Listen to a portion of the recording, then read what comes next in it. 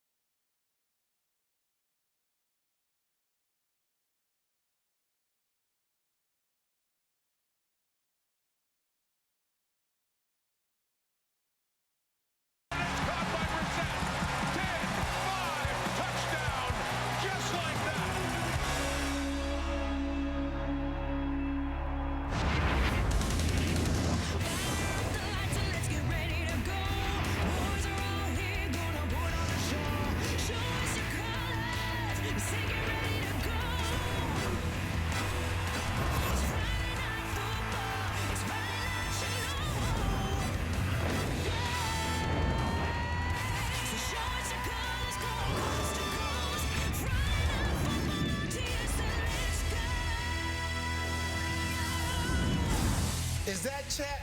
No, it's not Chad Kelly. It's Cameron Dukes getting his first start in the CFL. Is he ready for this big stage? He did win a national championship in college, so we'll see. You know what, guys? This guy may like football more than I do. What? I sent him a text this week. He sent me the longest text talking football I've ever seen. That's why this offense is so advanced. Well, you talk about Cameron Dukes, Milt, and guess who his best friend is right there?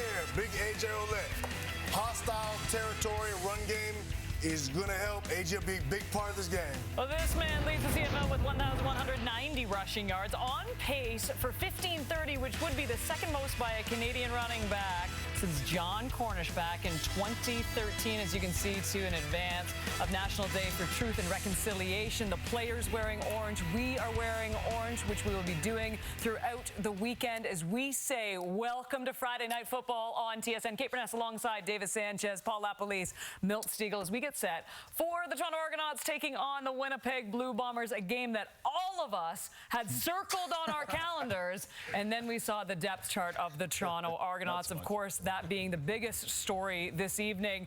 As we welcome in our John Liu. And John, we were ecstatic for this game. It's a rematch of the Grey Cup, but now the changes to the Argo lineup, it just seems to bring the excitement down a little bit.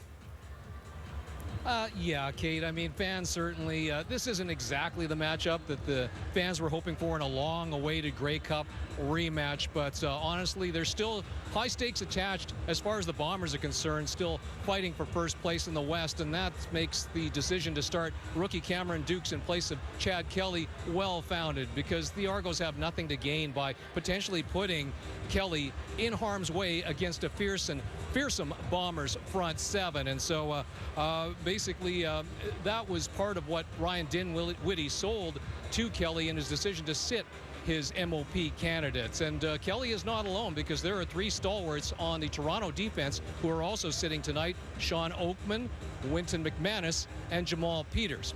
Now, in contrast, the Bombers coming out of their bye week are almost at full health with the return of Jackson Jeffcoat, whose presence was definitely missed in Winnipeg's loss to Hamilton just before their week off. Now, the Bombers are 3-0 following losses this season, and even though these two teams haven't squared off in 10 months, Mike O'Shea and Bombers players this week were saying that they were not at all thinking of their one-point Grey Cup loss in preparation for this game. The way they look at it is, if their minds are on last November, then they are not focused on what is in front of them tonight, Kate. Well, Well, certainly, too, as you mentioned, the Bombers still needing wins with the BC Lions right there with them as we take a look at the comparisons of Chad Kelly and Cameron Dukes. Cameron Dukes has appeared in all 13 games for the Toronto Argonauts, but of course he's only completed 8 passes on 15 attempts for 63 yards. Chad Kelly, meanwhile, a lot more to say the least, but a good opportunity for Dukes in this one tonight. Here is the Argonauts head coach, Ryan Dinwiddie, on the decision to start Dukes. Week to week, I got a plan, set in place for another game. We might rest Chad or, maybe play him a half and then get those guys on. But I want to give both those guys some, value playing time at the end and, kind of grow. They got to get some play time, right? So, you can see the practice all you want, but until you see it live in a game, you don't know what you got. We had 11, or 10 games in a row to finish the season. That's tough, and we put ourselves in this situation, and now we got to rest guys and look at the bigger picture. And media, like I said last week, I'm not going to let them influence who we're going to play. We're going to do what's best for our football club that we're playing in a full roster when we get to the playoff time. What's the point of being media if we can't influence things like this? If we're honest. I thought he was your friend, Milt. Yeah, I thought Ryan Dinwiddie was your friend. Didn't you send him a text? Lapo's been sending Zach Collaros texts, as I've just heard, so I don't have any friends. The only friend I have is the man in the mirror. This is true. Okay, now look at this. I understand it. The Argos, they can't do anything more, right? They're locked into the spot. They know exactly what they're doing in the postseason, trying to get to Hamilton, and we knew that they were going to rest guys. But I think everyone looked at this game as, why not put Chad Kelly in this position? You've got the crowd in you. You can look at Winnipeg's defense a little bit more. He hasn't had a ton of experience in the CFL still, Milt. Do you agree with this? I don't like it. I definitely don't like it. I was looking forward to Chad Kelly going against Zach Collaros, 2 possible MOPs. But saying I don't agree with something Ryan Dinwiddie is doing, no one up here, no former player, former executive, current player, former whatever, can disagree with what this man doing. What he's done at his first 3 years as a head coach is unmatched. 3 straight years a Western Division champion. Last year, Grey Cup champion. This year, best record in the CFL. So, yes, I don't like the fact that he's not starting as quarterback, but I cannot dispute the decision that Ryan Dinwiddie is making because of his track record as a head coach. And I bet, Milt, if this game was played in Toronto, I think Chad Kelly plays. And I think the difference is crowd noise. And it's going to be very loud in Winnipeg. And what you have to do when you play in Winnipeg, you have to use what's called the silent count, where the center snaps the ball, the linemen have to wait to see that. So there could be a protection issue. And if there's a protection issue, you don't want your quarterback taking a hit. So I bet if it's in Toronto, it's just not something Toronto has the opportunity to do throughout the season. So silent count, we're not going to put our starting quarterback in that situation, Davis. We're going to keep him off. I don't think the Argos are afraid of the Winnipeg Blue Bombers. No. I don't think that's a reason. I think that I agree with you. I think that they're at home. They play. That Chad Kelly plays. And it's, for me, it's controlled environment. You're on the road. You also, defensive line has an advantage with the snap count. Get after the quarterback. I just don't think you want to get him hit. That's one thing. And also, why allow them to plant any seed of doubt? Yeah, you talk about Chad Kelly and why not have him out there in the spot? But Chad Kelly in the Grey Cup, in the biggest game in our league, performed excellent. He showed. He showed out already. So why put him in a game that doesn't matter if he doesn't succeed? Now all of a sudden there's some doubt. Can Chad beat the Bombers? Can Chad have success? So it doesn't make any sense. I would question Ryan Dinwiddie if I thought he was wrong, regardless of what he's done in the past, because that's our job. But he's right in this situation. I'd do the same thing. Hey, we got a really good defensive team for Toronto. Let's see what they do against this top-ranked Winnipeg offense. For me, sorry about that. Go ahead. No, I was just saying, too, but then they're sitting guys on the defense, too, right? So that's the hard part tonight, too. This is him playing chess. I'm telling you. He's saying basically, okay, you guys, you go out there and crush us. That's what you're supposed to do. We keep this game close, and now you're thinking, like, hold on, they kept it close. They didn't have a few defensive starters and their MOP candidate. And if we win this game, we really got a leg up on you. By doing this, they cannot lose. They can't lose. They cannot lose. I love loved his comment about, hey, we got to play everybody in the league twice. I think that's a good. I was going to say, too, like, imagine this game was played back in July. I mean, I know we can't go back and make the schedule, but obviously they're both playing at that point. But you know what? Just fingers crossed, maybe we'll see them down the line of the Grey Cup. Who knows? Andrew Harris, by the way, we're not going to see him play tonight. He's on the 6th game, but still so loved in the city of Winnipeg. Coming up, Dwayne Ford. He gives you a taste of what Winnipeg might do tonight. Let's ride, baby. Let's ride. Game day. Let's go. AJ putting on a show tonight. Oliveira. Look at this. Brady Oliveira bowling over an Elk defender for a few more yards, and he is eating. To Ouellette. They keep working him, and he keeps paying off. Driving through. AJ Ouellette. You have to start with those two running backs. How valuable they are. Both of those dogs are doing a fantastic job.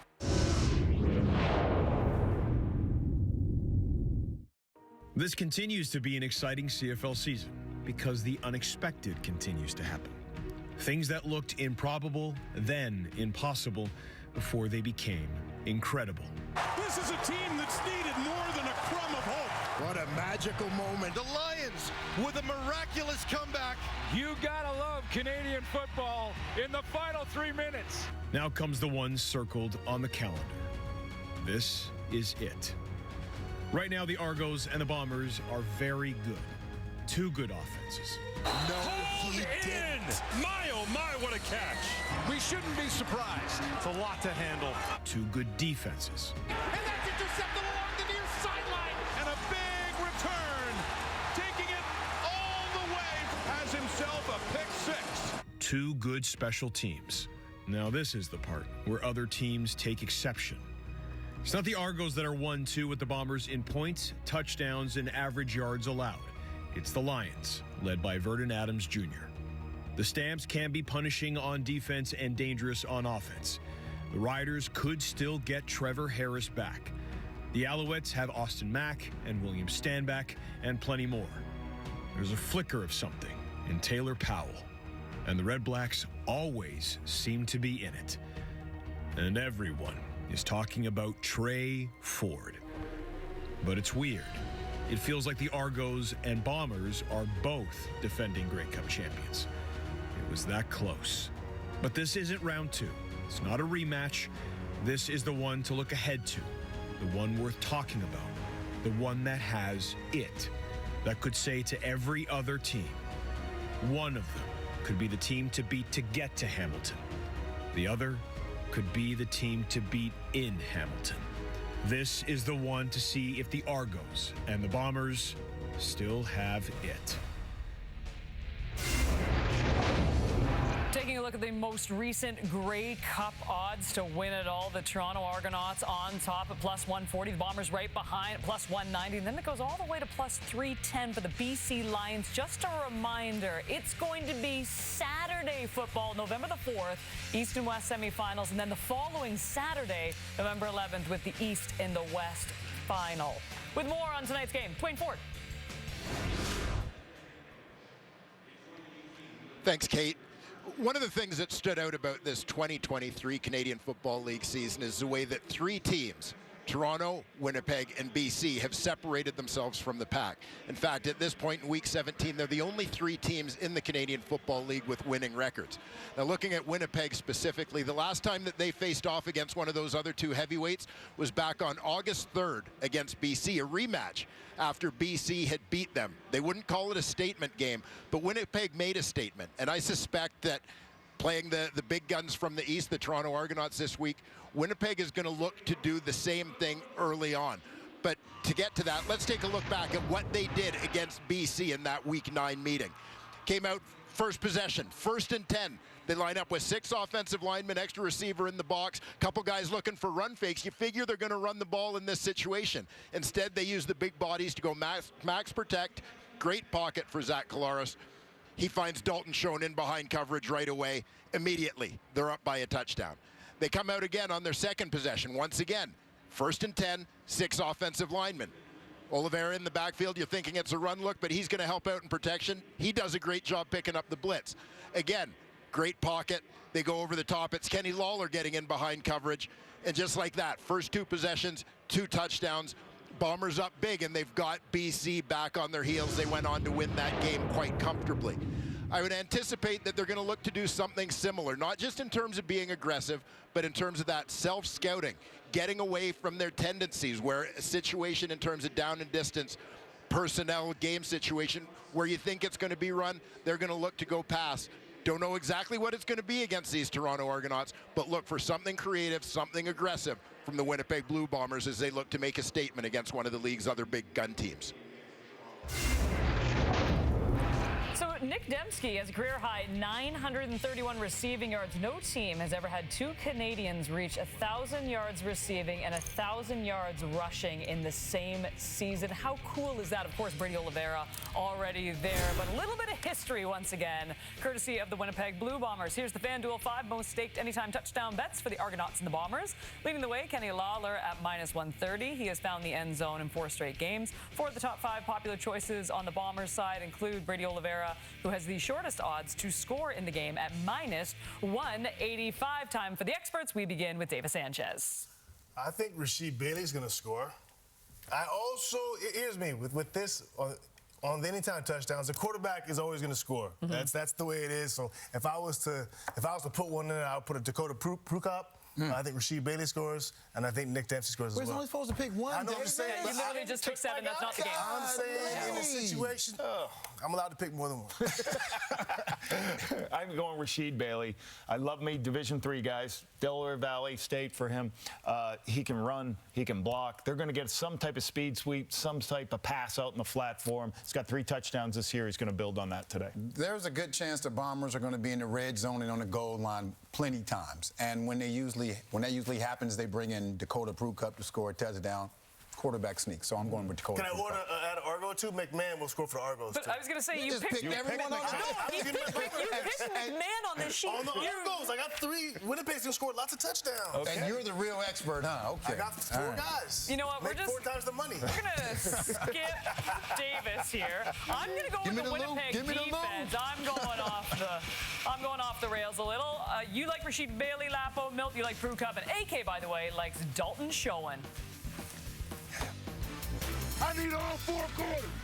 I need all 4 quarters of Argos football. Under pressure, and down he goes. Sean Oakman, first to him. Hit as he throws ball for grabs. Jamal Peters has got it. Toronto in control.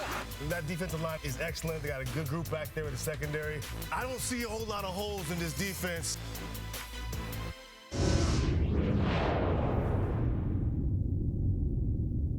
You know, there's been so much love surrounding Chad Kelly, and rightly so. He's had an MOP-type season. But you know what? We need to give a little more love to the Toronto Argonauts defense, even though they're missing a few key guys. I mean, they have been great all season, Lapo. Huge opportunity for them tonight. Winnipeg's offense, first in so many categories. I love what they did last week defensively by using defensive pressures. Here's what you're going to see. Pickett coming off the edge of the defense in what you call a secondary blitz. What does that do? It opens Thomas Castigan to be able to go right to the running back. He doesn't have to play contain when you blitz a defender on the outside. Here it is again. You see the halfback Pierce blitzing off the edge. Powell pulls it down, forces a bad throw. Here's a protection issue. Empty protection. You have 5 blockers. There's 6 players up here. The left or right tackle here has got to block the inside one. When he goes to the outside one, creates a short throwing area for Powell. He has to get the ball out of his hands. Quantez Stiggers blitzes, a corner blitz. You don't see it often. Leads to a Quentin McManus interception for a TD. So I love that pressure package. Now, it'll be interesting because Zach Collaros has seen every blitz you've ever seen, so he'll get the ball out of his hands, but you can't let them get in rhythm, and Winnipeg's great when they get in rhythm. Yeah, and obviously fortunate for the Bombers offense that someone like Quentin McManus isn't playing. By the way, I love that Stiggers play, though. I was thinking about that one after coming off the edge and just how, anyways, needless to say, great stuff as always, Lapo. Don't go anywhere. Willie Jefferson standing by with our John Liu. That interview coming up next.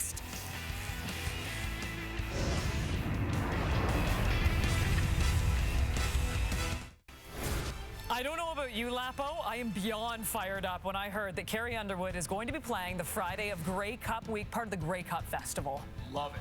Love it. Me and you, let's get We're there. going to Underwood. I love this. And here's the best part, too, as we take a look at the Week 17 sched. We have another game tonight, by the way. This is a doubleheader. The Saskatchewan Roughriders in BC to take on the Lions, and then Saturday, the Alouettes taking on the Red Blacks.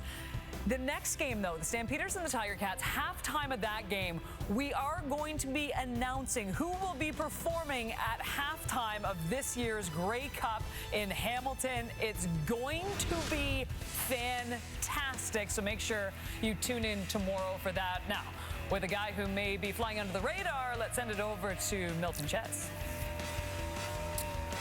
Yeah, we're going to talk about under the radar guy, Kate, and that's Evan Holm, defensive back, halfback for Winnipeg Blue Bombers. I'm going to show you a couple plays right now with Evan Holm. He's a bit unorthodox in his coverage here. We're going to show you a couple plays of Evan. Most DBs, you're taught to stay square as long as you can, and you have a better chance to win at the end of the route. Well, Evan Holm, he opens up early on in the route often, but he's shown the ability to transition and make plays and close on the ball. He's been one of the better halfbacks since he's come in the league. He breaks on the ball. Watch this against Rhymes. Again, he opens up early. You want to stay square. Wow. Evan opens up early, but his transitions get out there. Boom, 1, 2, 3, closes and beats Rhymes back to the ball. Maybe should have caught that one. But look, he's been one of the better halfbacks in the league. I don't think he's got enough love. We both think he's a really good player. Richie Hall loves him as well. And talking to Dad Govea, their assistant general manager, director of player personnel, he said the first thing, he's the one who signed. The first thing that attracted to him was he was very smart. And he brought that up because he said he talks to a lot of guys who are smart, but it doesn't transition to the football field. His athleticism and his IQ for football transition to the football field. There are 3 positions on the football field: quarterback, blindside offensive tackle, and halfback. If I have a good one on my team, I'm trying to keep him on my team. Absolutely. And I think Holmes is a good one. And he's way faster than we think he is and faster than he looks. Why do you think he was fast, Chaz? Why do you think he was fast? Don't start with me. Don't start with me. KB. Should I let the two of you sort this out before I throw to this board? All right. So we take a look at the fewest points allowed so far this season. Bombers leading the way, averaging just over 20. A big reason for that, the one and only Willie Jefferson. Here he is with John Liu.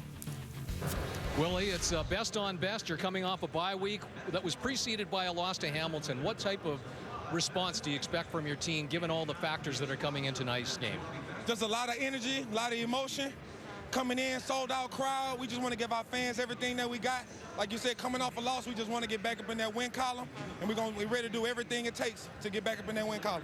There isn't a lot of tape on the Argos rookie quarterback, Cameron Duke. So what are the pressure points that you want to try to exploit, given the one appearance that you do have on film? Get to him early, get to him often, make him nervous, get him off his spot, take away his first read, make him sit there in the pocket and make him become a quarterback. If we can get back there, we can make him move, take away his reads. We're gonna try to make it hard for him. Final one, Willie. How happy are you to have Jackson Jeffcoat back on the other side of the line opposite you? Very happy. You know, just to have Jackson back on the field brings another set of skills on the other side of the ball, especially to the field. And when we switch and when we're together, it's always a problem. Thanks for this, Willie. Thank you. All right, as mentioned in advance of National Day for Truth and Reconciliation, we, of course, are wearing orange. You saw the players as well. A pregame ceremony at IG Field. We will get you there for kickoff coming up next.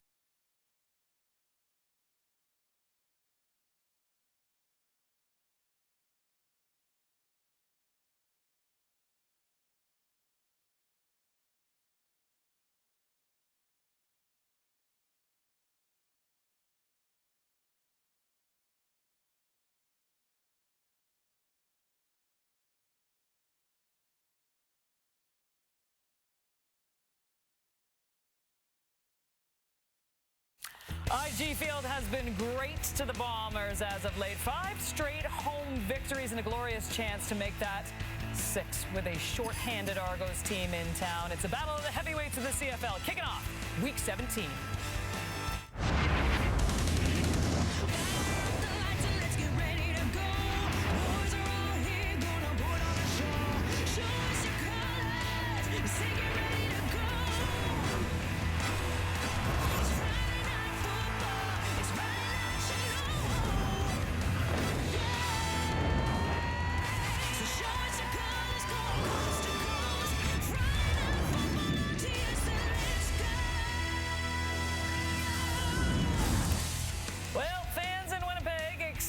going to be at the greatest game on the regular season schedule tonight. But then the Argonauts released their depth chart.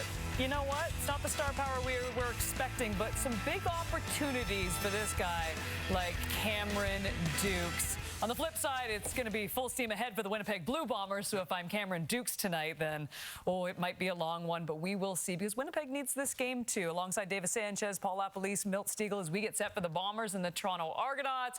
And Ches, as I said, a lot of people not expecting the Argos to do a lot with a lot of their starters out, but you never know. And Winnipeg's still needing that game to keep up with the BC Lions. Yeah, it's an important game for Winnipeg, obviously. And Ryan Dinwiddie, let's get to the Ryan Dinwiddie part. If I'm Ryan Dinwiddie, I do the exact same thing. They've earned this. We want to see the matchup. They've earned it.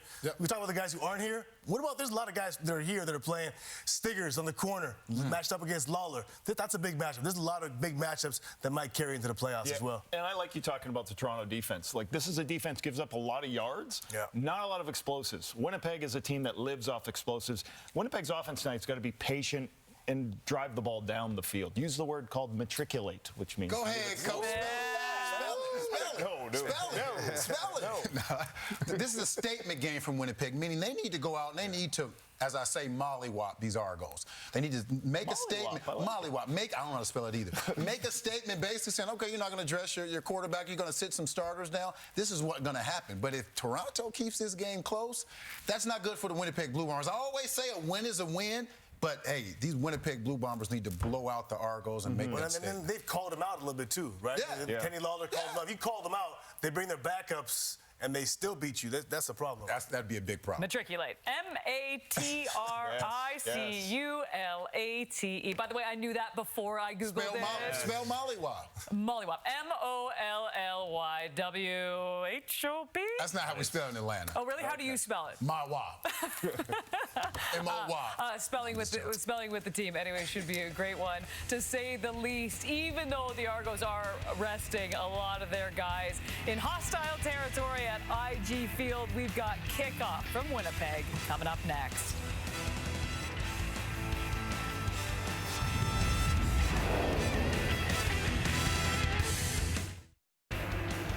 Thank you, Kate Burness. Welcome to a beautiful late September night here in southern Manitoba as we get set for the only regular season meeting between the Toronto Argonauts and the Winnipeg Blue Bombers, who last met in the Grey Cup nearly 1 year ago. You see a lot of orange in the stands tonight. Kate talking about that in recognition, in honor of the National Day of Truth and Reconciliation, officially tomorrow, but the CFL acknowledging that all weekend long, and fans, we'll talk about that later, brought in from many parts of Indigenous regions from northern Manitoba and beyond. Wayne Ford, this game tonight, well, a little of the luster is off because of the different situations, let's face it. The Bombers, though, this is a big game. They're in a tie for first place in the West. The Argos, though, they've clinched, so they rest some key players, including Chad Kelly, but that gives Cameron Dukes his first CFL start. Yeah, exactly. Cameron Dukes comes in having thrown just 15 passes so far in the Canadian Football League. But the fact is, for all the people who think the Argos need to see Chad Kelly in tough situations before he gets into the playoffs, the fact is, Kelly's been in those situations. They need to see Cameron Dukes in those situations should he have to play later this year. As for Zach Collaros, there you see him looking to bounce back, coming off a bye week, coming off the loss to Hamilton, approaching 3,500 yards through the air on the season. They are a big play team, and he'll look to make some of those big plays tonight. Yeah, that loss to Hamilton for Mike O'Shea's second loss in 3 games, but utter dominance here in Winnipeg in their last 3 games, especially where the margin of victory has been 37 points. Ryan Dinwiddie's Argos coming in at 12-1. Bombers won the toss. They want the ball on the reverse. Jamal Parker to Evan Holm right away. Bag of tricks across the 40.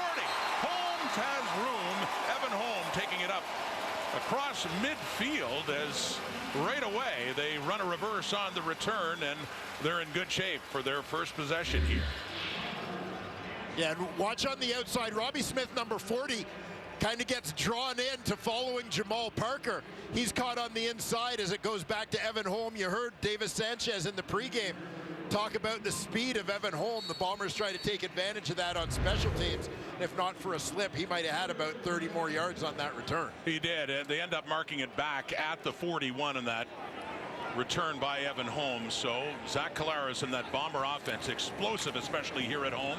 Little fake off to Nick Dembski, who had a great game in a losing cause against the Hamilton Tiger Cats 2 weeks ago.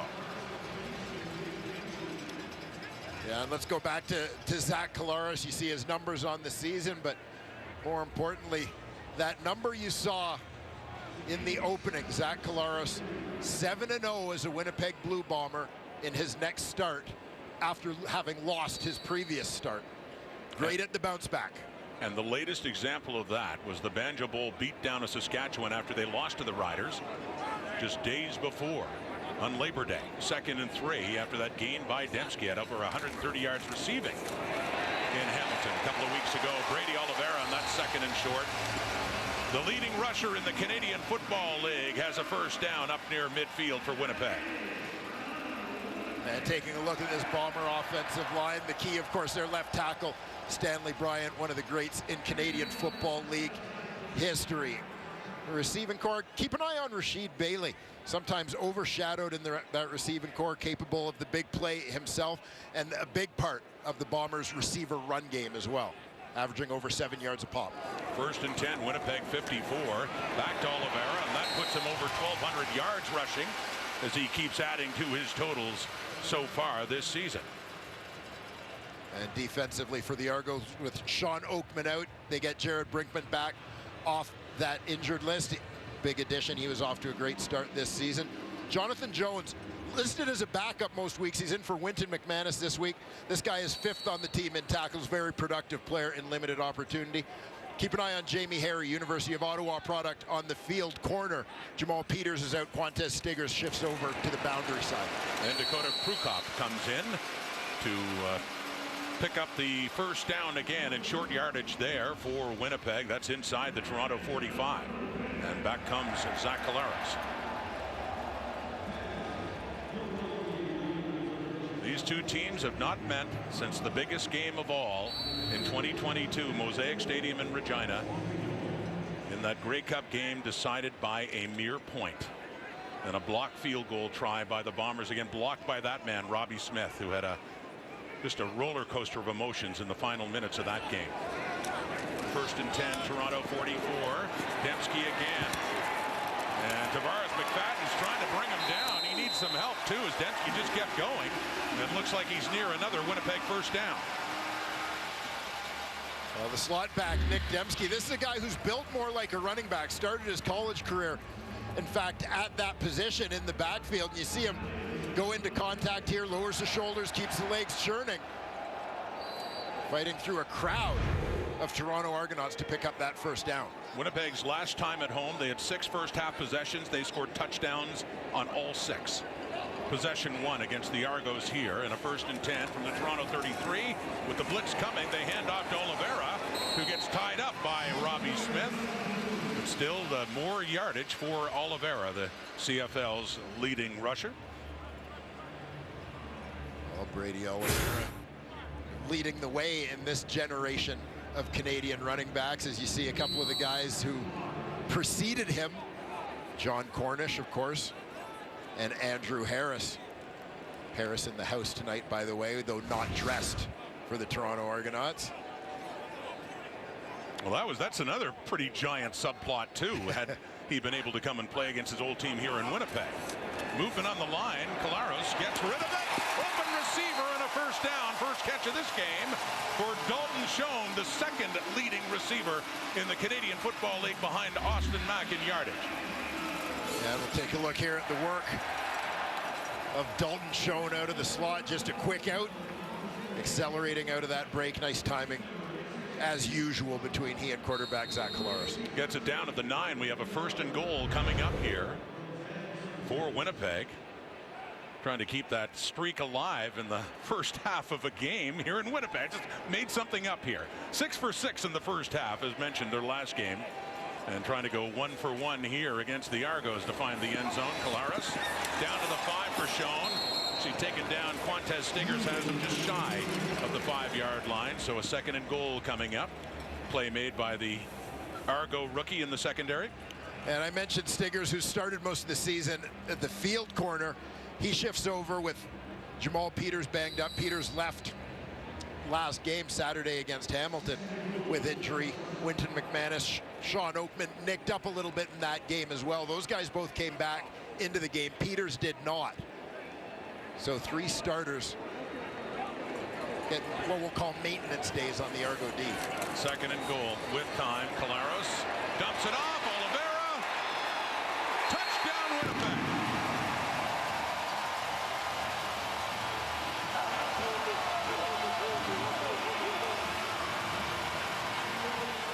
Just like that for the Bombers. This offense, something special at home, and they show it again here. Yeah, you see Oliveira comes into the formation, checks out to that little leak route. Collaros finds him, surrounded by a couple of Argos, but a straight arm keeps a Darius Pickett at bay. Makes his way past the other 2 Argo linebackers for the game's first major. With the point after try coming up here from Sergio Castillo to make it a 7-0 game. Right down the middle. It took 9 plays. It covered 69 yards in 5 minutes and 24 seconds. Collaros checks it down to Oliveira, who checks into the end zone.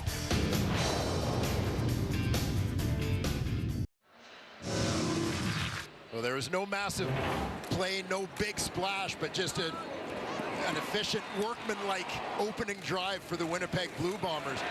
Brady Oliveira pounding away, variety of receivers getting their hands on the ball in the early minutes of this football game. Dembski a couple touches. We saw Dalton Schoen as well down the sideline.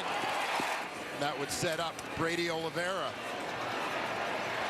whose second effort put the game's first points on the board. Von Leek and Dante McMahon are back for this kick, and Leek takes it at the 20. Argos down by 7 right away before the offense comes on the field as Leek is pushed out. So Cameron Duke's first CFL start, not his first action. When Chad Kelly got hurt in Calgary in Week 9, he came on late in the first half and finished that game. Yeah, well, that may be the Toronto Argonauts' only loss this season. The fact is Cameron Dukes obviously is, well, not having a ton of playing time, has had a lot of opportunity here in his first Canadian Football League season to do some learning since then. A little more familiar with the league. We look to see what he can do here against one of the league's most fearsome defensive units. From the 37 and throwing, Dejan Brissett, the catch and the run afterwards for a first down. Brissett coming off his best CFL game in his young career last week against the Ticats. Yeah, Brissett, his opportunity in production, growing week by week here in his 3rd Canadian Football League season.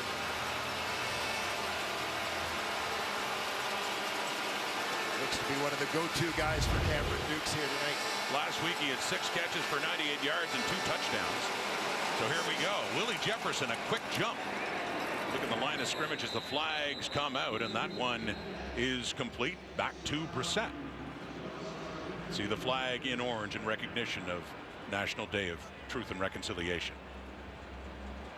with Every Child Matters written on the flags, and mention fans. Buju Gakina Awia. We have offside. Winnipeg number 9. It's a 5-yard penalty. We'll replay first down. That first penalty announcement by the referee Ben Major in Ojibwe, and it goes against the Bombers, as we saw with the early movement at the line. So it's a 1st and 5 coming up now for the Argos.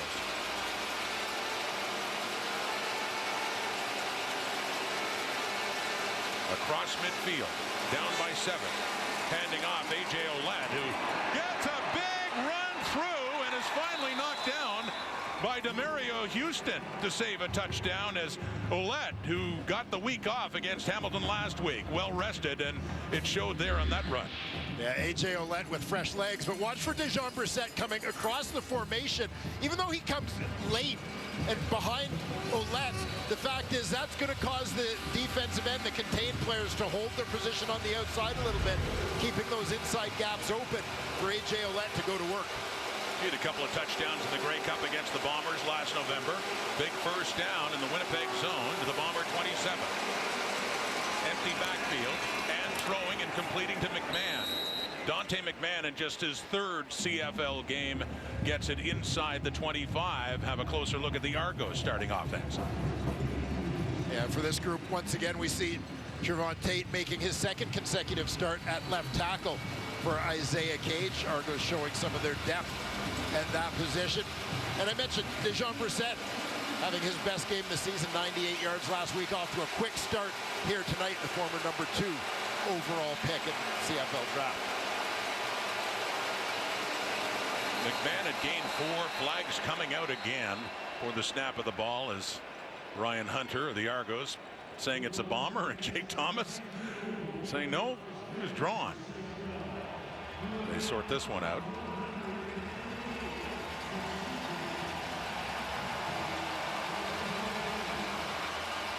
Offside, Toronto, number 80. It's a 5-yard penalty. We'll replay 2nd down. So Jake Thomas was right. Tavares Daniels is called on that offside.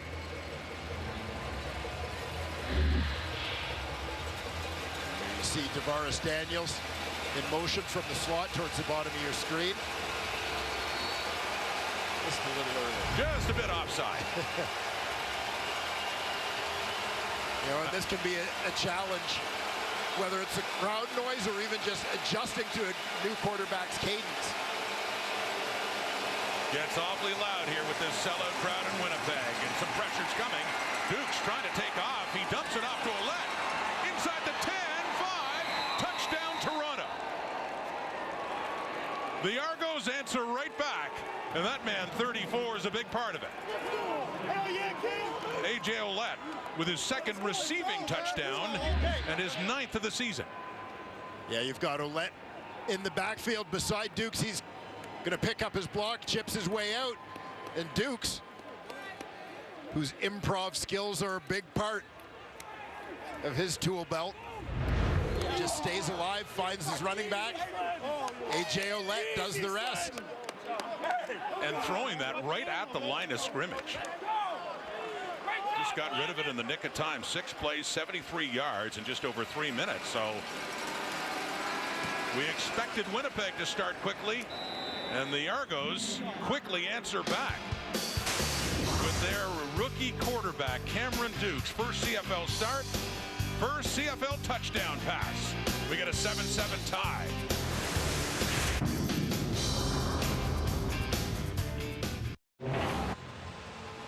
A.J. Ouellette showed it all on this particular touchdown. First, he's going to step up into that B gap to pick up the blitzing middle linebacker, Adam Bighill.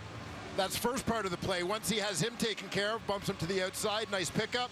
He's then going to leak out as Cameron Dukes is on the scramble, keeps his eyes downfield, manages to find Ouellette. Easy catch, short run.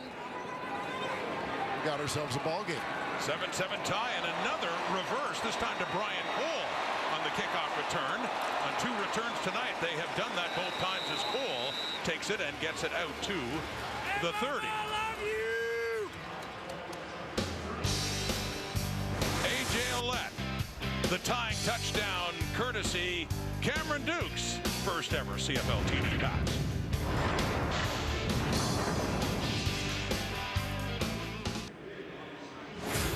In the history of the Canadian Football League, there has never been a Canadian duo to reach 1,000 yards rushing and receiving in the same season, and there's a great chance of it happening here in Winnipeg with Brady Oliveira and Nick Dembski getting close. Well, and let's take this a step further. Not just 2 guys playing for the Winnipeg Blue Bombers, 2 guys from Winnipeg went to the same high school. It's an amazing story. And not just playing, starring in this league. Pressure for Collaros, who's taken down.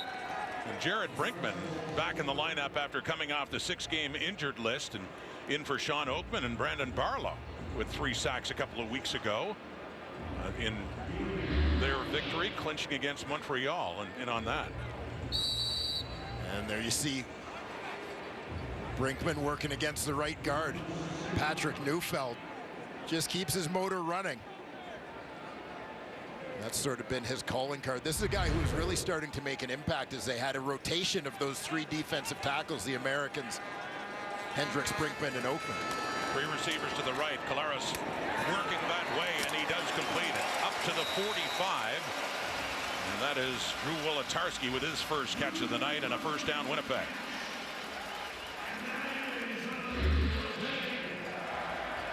After giving up the sack, good protection. That time, Wolotarski, always reliable wideout. First and 10 up at the Winnipeg 45 and a 7-7 tie. Late first quarter. Claros knocked down at the line by big Dwayne Hendricks. Got his hands up and put that down, and we have a second down coming up. As they say, when in Rome, right? He's in Willie Jefferson territory. He's doing his best Willie impersonation. Hendricks on the twist, finds himself on the outside, goes up and makes a play. Had a great year on that Argonaut defensive line. Dwayne Hendricks in his third year at a Pitt. 5 sacks as well coming into this night. Second and 10 now. Claros just shuffles it off there to Oliveira, who takes it alertly, and he gets it up across the 50. So that is shy, though, by a couple of yards of a first down, and it looks like the punting unit will be coming on. Yes, Jamison Sheehan, number 18, heading on for the Bombers.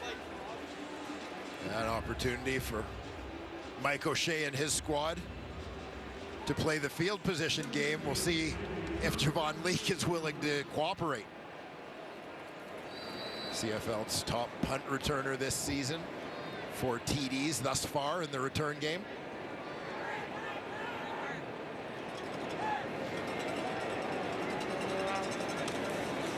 Jamison Sheehan, low end over end. Driving punt that is taken there by Leake, who gets it to the 20, still on his feet. Javon Leake, he's still going, and a good tackle made there by Brian Cole, but that's after a great return by one of the top returners in the Canadian Football League, Andrew Harris. From Winnipeg, starred in Winnipeg, his first trip back. Unfortunately can't play. He'll talk to John Liu coming up. Not only one of the best running backs in the history of the Blue Bombers, the history of the entire Canadian Football League. First trip back for Andrew Harris, standing by now with John Liu. John? Well, Andrew, prior to kickoff, the Bombers showed you on the scoreboard. The fans here at IG Field gave you a really warm salute. What was going through your mind as they were giving that tribute? I mean, so many memories in this building. I mean, obviously the fans are amazing. A big piece of the fabric of this organization, and you know, it was always a pleasure playing at home here. You know, I know how much it gives the offense hell, and I mean, we practiced it all week for the crowd noise. But yeah, I mean, again, this organization gave me so much, and you know, I'm bittersweet being home for sure. But obviously looking here to get a dub for the Argos, but yeah, a lot of great memories, and you know, just so thankful for my opportunity to play here. Bittersweet, but how tough was it to not be able to suit up for this game in your last visit to Winnipeg as a player? Yeah, I mean, it was tough for sure, and I think the biggest thing is you know, just getting healthy for playoffs and making sure I can help make impact plays once I'm called upon. There you go. Let's go. Let's go. Oh shoot. But yeah, I mean, just exciting to be here. But I mean, we got bigger games to play, so I'm just getting ready for that. Andrew, we'd like to go a little bit further, but your team is very close to a score. We're going to cut it off for now, but thanks for joining us. Sounds good. Thanks so much. Thanks to DeMonte Coxie. They're now in Andrew Harris territory, aren't they? They absolutely are. DeMonte Coxie with just a fantastic run. Couple of moves to escape initially. The high step there. Drops the shoulder there. Big play guy, among the league leaders in yards per catch. Usually it's catching the ball downfield. That time he did all the heavy lifting himself. And Toronto's knocking at the door again from the 5. Dukes fakes and scores the touchdown himself. Cameron Dukes putting on a show early on in this game. And the Argonauts, lo and behold, now have the lead here in Winnipeg. Well, Cameron Dukes showing a little swag himself here. Show pass, draw the D-line upfield. Tuck it on the draw, and he goes. Back-to-back majors for the Toronto Argonauts offense. Andrew Harris, some props there for Dukes in his first CFL start, and has looked sharp against this Winnipeg defense the last 2 possessions, especially now. And yeah, what's going on?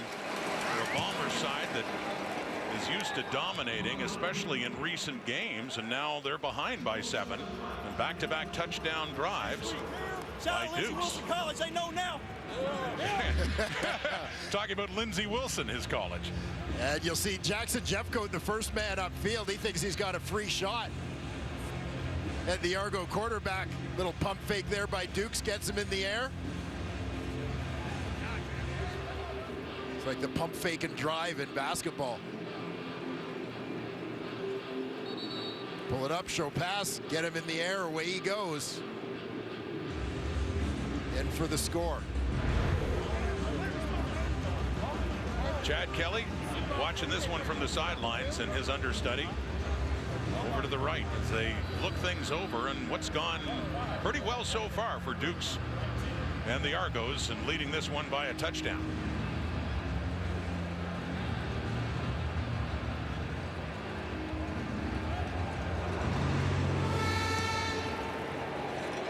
So on the Toronto kickoff, now the Bombers are in a hole. And this time a straight return from Jamal Parker after a couple of reverses before, taken down there by the rookie Daniel Kwamu on special teams. You heard the shout out to Lindsey Wilson. That's a private college, plays in the NAIA, and that's located in Columbia, Kentucky. I don't think a lot of people know a lot about Lindsey Wilson. Yeah, but a very strong program at the NAIA level. And we asked Cameron Dukes about their most favorite or most successful football alumni prior to him, and he started rattling off. He said they had a lot of great quarterbacks there. He's just following the lineage. It's Brady Oliveira back in his hands as he gets it up across the 35. And just one other thought about Lindsey Wilson. They did win the NAIA National Championship with Cameron Dukes at quarterback in 2020. And he's a Kentuckian as well, from just south of Louisville. Shepherdsville, Kentucky, to be exact, about a half hour south of Louisville. So now you know. We find out a little bit more about Cameron Dukes. We know a lot about that man, Zach Collaros, and the amazing run he's been on since he set foot in this field as quarterback for the Bombers. 2nd and 2. Complete first down, and more Schoen. Dalton Schoen, yards after the catch, down inside the Argo 40. So you know all those people who were worried that when Chad Kelly wasn't playing, this was no longer going to be the matchup of the year? I don't think it matters. These two teams are coming out swinging both, making some big plays out of the gate. We got ourselves a little bit of a track meet here in the opening 15 minutes. Sure do. Down to the 40 where they spot it. For Dalton Schoen there. 3 catches now, 58 yards. And Winnipeg's in business now in the Argo zone. Faking the handoff, throwing to the right. That is caught inside the 35, down to about the 33 for Drew Wolotarski. His 2nd catch of this game. Again, Wolotarski with Jamie Harry right on him. He's coming in from the outside. He's going to work his way in. Just sure-handed, strong catch with the defender coming over his back. And the last play of an interesting first quarter is coming up here in Winnipeg. On a 2nd and 3 at the Argo 33 for the Bombers. Oliveira, he gets the 3 and a little bit to spare. Down actually around the 27, so a first down coming up for the Bombers. For quarter number 2 coming up. They were orange in warm-ups. Orange a prominent color. And on the field, touchdowns both sides. Argos have 2 and a 7-point lead.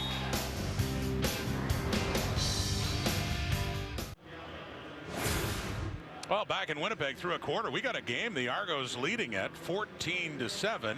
And Winnipeg, well, Dwayne, they looked like you'd expect Winnipeg to look in that first possession, but I don't know if the Argos were expected to stand up this way given the regular stars that they've been resting. Yeah, absolutely. The Argos still lots to play for them in terms of possibly finishing with league record in terms of victories and so on. And I think that they're driven by those things. Just because they have certain people out of the lineup and so on doesn't mean that those who are playing, and still, yeah, plenty of good players on that Toronto Argonaut roster in any given game.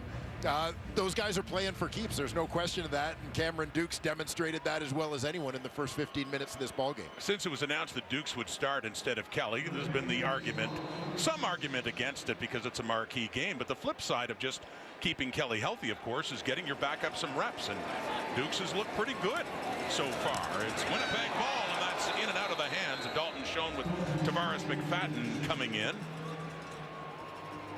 as they start the second quarter in the Toronto zone, looking to tie this game.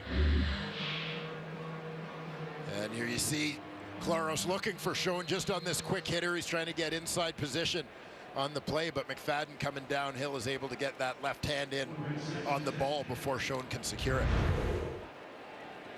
Claros is 9 for 11 for 109 and a touchdown pass. That one to Brady Oliveira, who took it the rest of the way in. Throwing now, it's complete, wide open as Schoen. Hit hard by Jonathan Jones, who's playing the weak side linebacker spot in place of the injured Winton McManus.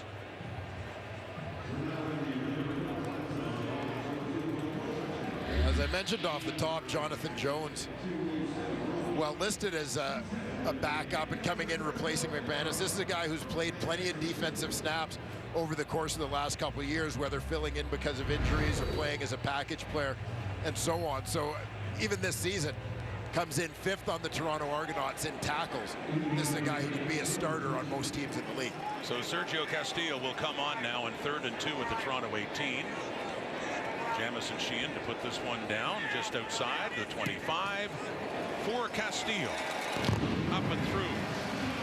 3 on the board. Sergio Castillo, who is 31 for 34 now, one of the most accurate kickers this season in the CFL. There you see the Argos' regular starting quarterback, Chad Kelly, of course, enjoying a tremendous first season as a starter in the Canadian Football League. Zach Collaros, well, he's the 2-time rating most outstanding player, and these are the guys Rod expected to lead the way in the race down the stretch. Numbers are pretty tight. Very tight, and if you look at the quarterback rating right at the bottom, slight edge to Collaros, who is the 2-time MOP coming in back-to-back. He's won it, looking for a three-peat there. More importantly for him, wants to get his team back to the Grey Cup and win it this time after that narrow loss to the Argos. And Kelly was a big part of that late in the game. But right now it is Cameron Dukes handing off to A.J. Ouellette. The big carry earlier and a touchdown as well in the first quarter. But yes, he's won the last 2 MOP awards. And you look at consecutive winners, actually you look, well, it's Flutie at the top consecutively. But you look at the most MOP awards, and Collaros with another joins even more exclusive company. Yeah, and that's some pretty special company when you talk CFL history. That's league royalty. Russ Jackson and Jackie Parker. You got Anthony Calvillo in there, and of course Flutie, who just dominated on the previous time. play, we have an illegal low block against Toronto number 44. It's a 10-yard penalty. We'll replay first down. Announced by Ben Major on the fullback Brandon Calver and the low block, pushing the Argos back. Yeah, watch for Calver coming across the formation and going low. The block here. Willie Jefferson able to pull his right leg out of the way.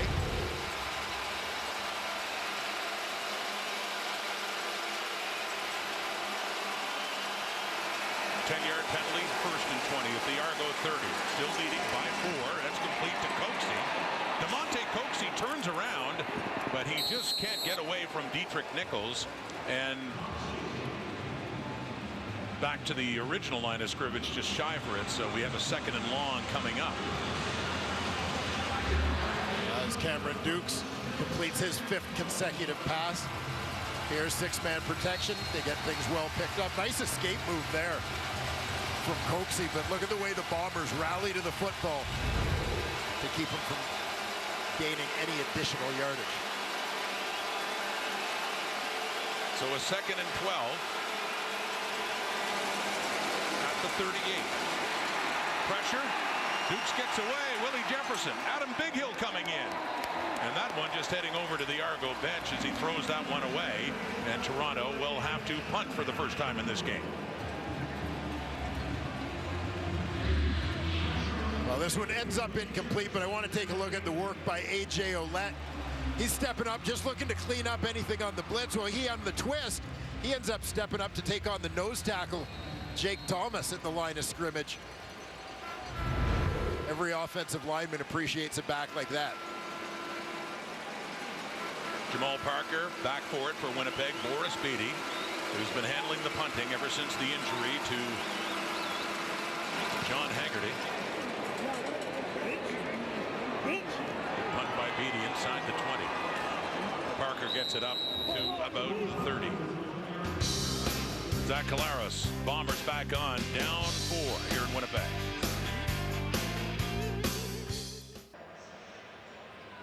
As mentioned at the outset, the presence of the color orange all over and in the ceremonies here in recognition of the National Day of Truth and Reconciliation as we head back to John Liu with some special guests. John?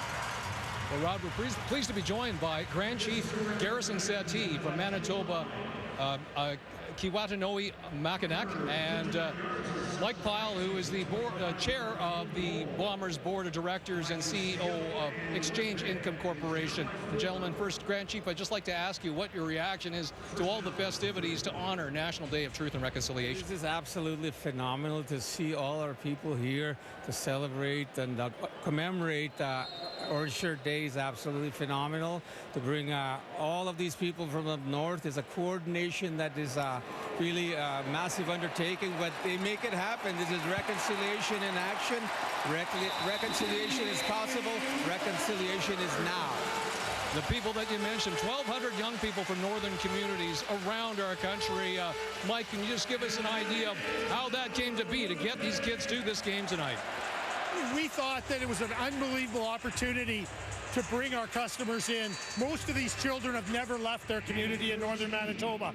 So to see what's available out here, to celebrate this, and just as importantly, to share with Canada the importance of reconciliation.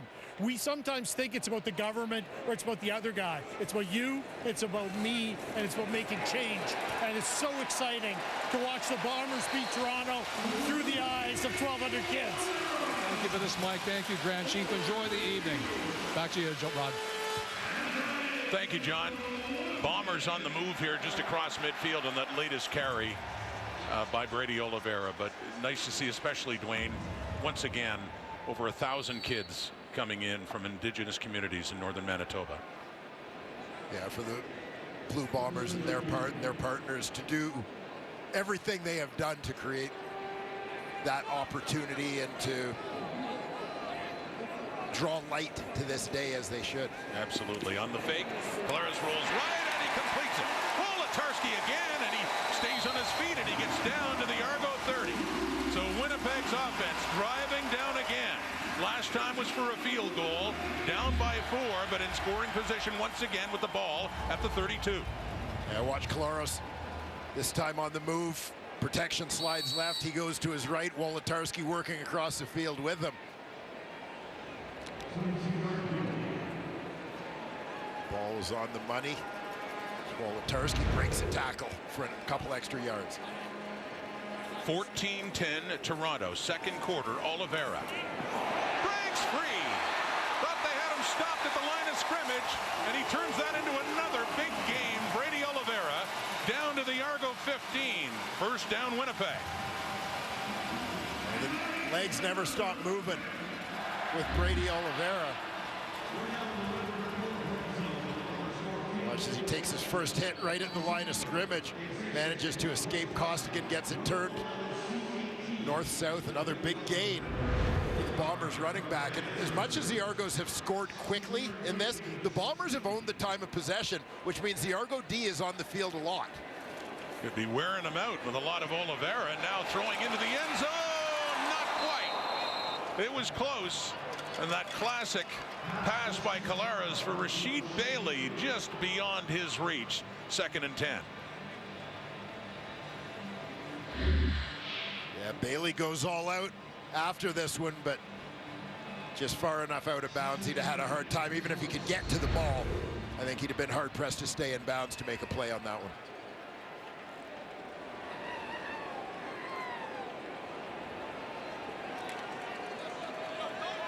Veteran out of Delaware Valley State, Rasheed Bailey, and a test for the Argo defense now. Winnipeg drove for a touchdown on their first possession.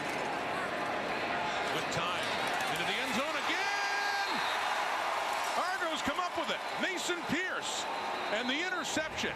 It was intended for Bailey, and both went for the ball. A flag is out, though. Is it going against Toronto? I thought Jared Brinkman moved early at the line of scrimmage. We have offside, Toronto number 91. It's a 5-yard penalty. We'll replay second down. Big break for the Bombers there on that, with the interception by Pierce negated because of the offside by Brinkman. And there you see 91, Jared Brinkman, right in the middle of that Argo defensive line. Watch him go early and isn't able to get himself back before that ball is snapped. I suspect that Collaros recognized that as he took that shot to the end zone. Brinkman, who's been a great run stopper, especially for the Argos this year, but just coming off the 6th game, his first game back. It's a 2nd and 5 now with the penalty for Winnipeg at the Toronto 11. Pressure coming. Hendricks trying to get to Collaros, and now Costigan does. So some heat from that defensive line of the double blue push Winnipeg further back, and now they'll be going for a field goal. Well, we got a taste of the kind of chaos that can be created by this Toronto Argonaut defensive line. Keep an eye. There's Hendricks, and watch for Costigan coming later. He's stacked right on the hash mark. He's stacked over the center. But great inside move by Hendricks from the edge. Situation where the left tackle Bryant is anticipating more of a contained rush. Costigan gets the sack. He had one last week too against Hamilton, and Castillo goes 2 for 2 in the field goal department as Winnipeg inches closer. The Argos still do lead it now, down to a single point. That's only on TSN Plus. Back here in Winnipeg, the Bombers have scored on 3 of their 4 possessions, a touchdown, a couple of field goals. The Argos scored touchdowns on their first 2 possessions. They've had it 3 times, and they have the 1-point lead still, 14-13, as Cameron Dukes is back on, and he is handing off to Deontay McMahon, who has nowhere to go. That's Ricky Walker in the run stop.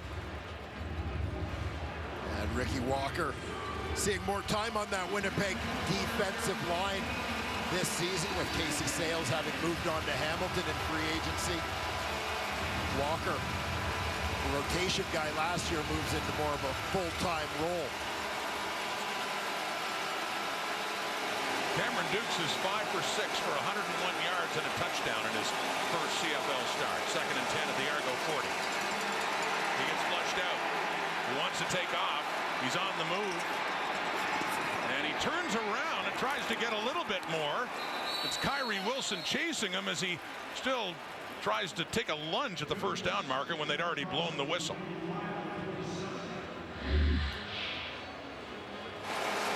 Dukes in the early going here has demonstrated certainly a willingness to scramble a little bit. You got a taste of the speed of linebacker Kyrie Wilson, who tracked him down from the far side on that one. Not enough for the first down. So Boris Beatty standing inside the Argo 35. They'll punt it away for a second time. Jamal Parker, the lone one back inside the 10. 15, 20, and no further than about the 23. Parker taken down. Collaros, who's 12 of 15 for 152 yards and a touchdown pass. Winnipeg still trailing second quarter, 14-13. Last time these teams met in the Grey Cup, final minute. and Winnipeg trails by a point. Robbie Smith with the big sack. Big play defensively, but on the next one, he got the penalty for the face mask. That extended the Bomber drive, and then this. Smith coming in on what would have been the winning field goal by Winnipeg, and instead blocked. What an emotional roller coaster for that man. Robbie Smith in his 4th year out of Wilfrid Laurier. Dwayne, we asked him about it. A lot of it, he just kind of draws a blank, I guess, just so caught up in the moment of that game. Yeah, a bit of a blur. It says he hasn't watched it on the TV copy yet. Has not watched. He said he's seen some film of it, but no, you're right. He said he had. I was surprised he hadn't watched any of that back on the coverage. And what a spot for redemption too on the block when he had made really some big defensive plays, but did get the flag that extended that drive. Yeah, what a great story for Robbie Smith. This is a guy who grew up watching the Toronto Argonauts, going to games at BMO Field. He talked to us this week about having watched the 2012 Grey Cup when the Argos won under the leadership of Scott Milanovic. Handing off on that 2nd and 3 for another first down for Winnipeg. Brady Oliveira to at least close to it. They had to get up to the 34. And now Dakota Prukop coming on, short yardage quarterback, who had a couple of touchdowns in short yardage in that Grey Cup last November in Saskatchewan. These teams downplaying the significance of the Grey Cup rematch, if you will. You can't help but think it's on some of their minds. Prukop keeping it. He just needed to get it even shy of the 35, and looks like he has. 3:53 and counting here until halftime. Prukop off, and Kalara's back on.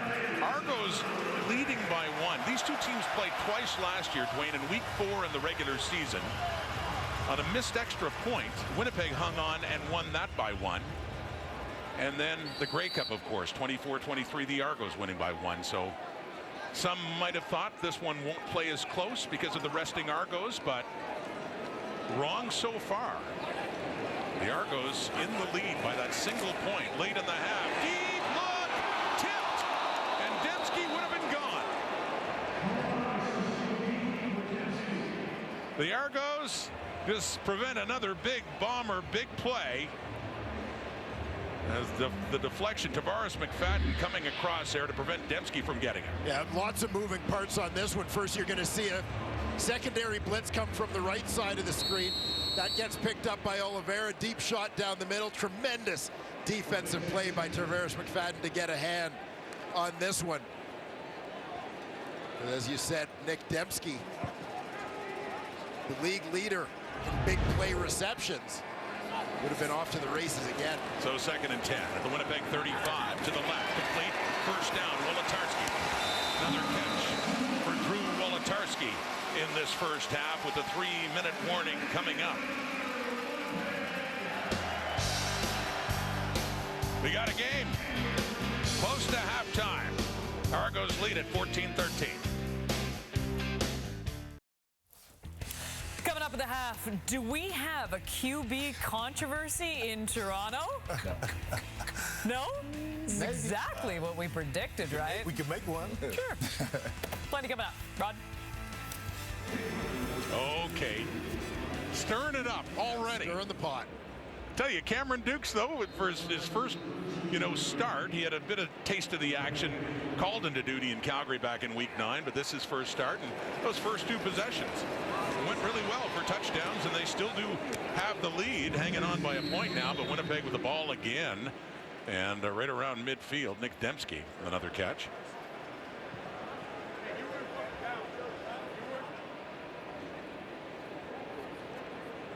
Ball right up around the 53.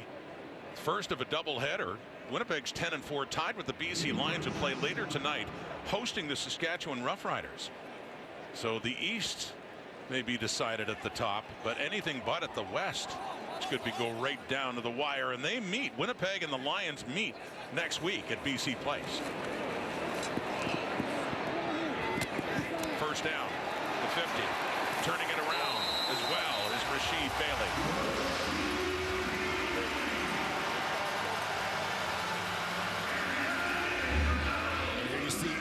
Bailey lined up. It's the number 2 receiver. He's just going to go hang out on the sideline. Let the other guys push upfield, create a little bit of space for him. Claros on the scramble finds him. Nice job after the catch by Bailey to move those sticks. Inside the 45, another look at it. Bailey turning it around after the catch, getting that yardage and right back to him. Rasheed Bailey dancing around and keeps pushing to inside the 40 down to about the 42. Jamie Harry in on the tackle, so Bailey's getting some business here late in the half. And I mentioned earlier, Rasheed Bailey maybe doesn't get as many touches as some of the other guys in the passing game, and when you've got Dalton Schoen, Nick Dembski, Kenny Lawler in that receiving core, things are a little tight, but he's been very good contributing in the run game. He averages over 7 yards a carry as a runner, and you see that on the last 2 plays. The ball in his hands, a powerful runner. There's another powerful runner, Brady Oliveira, rumbling down inside the 25. And yet another Winnipeg first down, looking to take the lead before halftime. Yeah, watch the work. This Blue Bomber offensive line. Patrick Neufeld coming all the way across. His man comes on the twist. He washes that down. They create a nice lane there for Brady Oliveira to pick up another Blue Bomber first down. At the Toronto 23. Faking to Oliveira, and Collaros keeps it as he just takes it down to the 15. A rare running play for Collaros, who had Oliveira just ahead of him. Yeah, and this one, you know, looks like an option type play where he's deciding whether to hand it off to his running back or keep it based on what he sees. I think he realized when Costigan got upfield that he should have handed it off, but it was too late, so he just followed Oliveira through the hole. Good reaction from the veteran quarterback. Man calling the plays, and a former quarterback himself, Buck Pierce, Winnipeg. Oliveira again. Collision, ball comes out. It's in the hands of Royce Mechie. Late in the half, Mechie with the ball up at the 40, 45, and the whistle finally blows. So just as the Bombers were driving to take the lead, it's Argo football with under a minute to play until halftime. Royce Mechie from that free safety spot comes up with it. Take a look at the hit that popped the ball loose. McFadden, Pickett in on the tackle. Wonder, is it possible that the right knee was down before that ball came out? I'm sure they're taking a look at that. Was he down? Whistle didn't blow.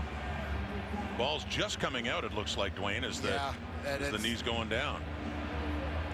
Close, but bear in mind the call on the field was a fumble. You'd have to have conclusive evidence to overturn that call. Regardless, a couple of great defensive plays in this half by Tavares. McFadden had the other deflection on what could have been a Nick Dembski touchdown. And Mechie picks up that fumble and has a good return on it up across the Argo 40. The previous play is under automatic review by the command center because it's a turnover.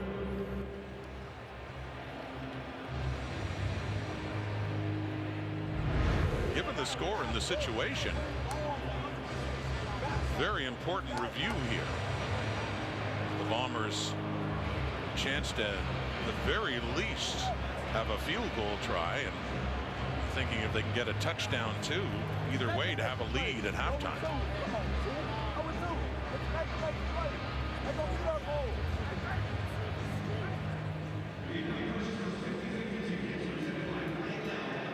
So was it a fumble, or do the Bombers hang on to the football?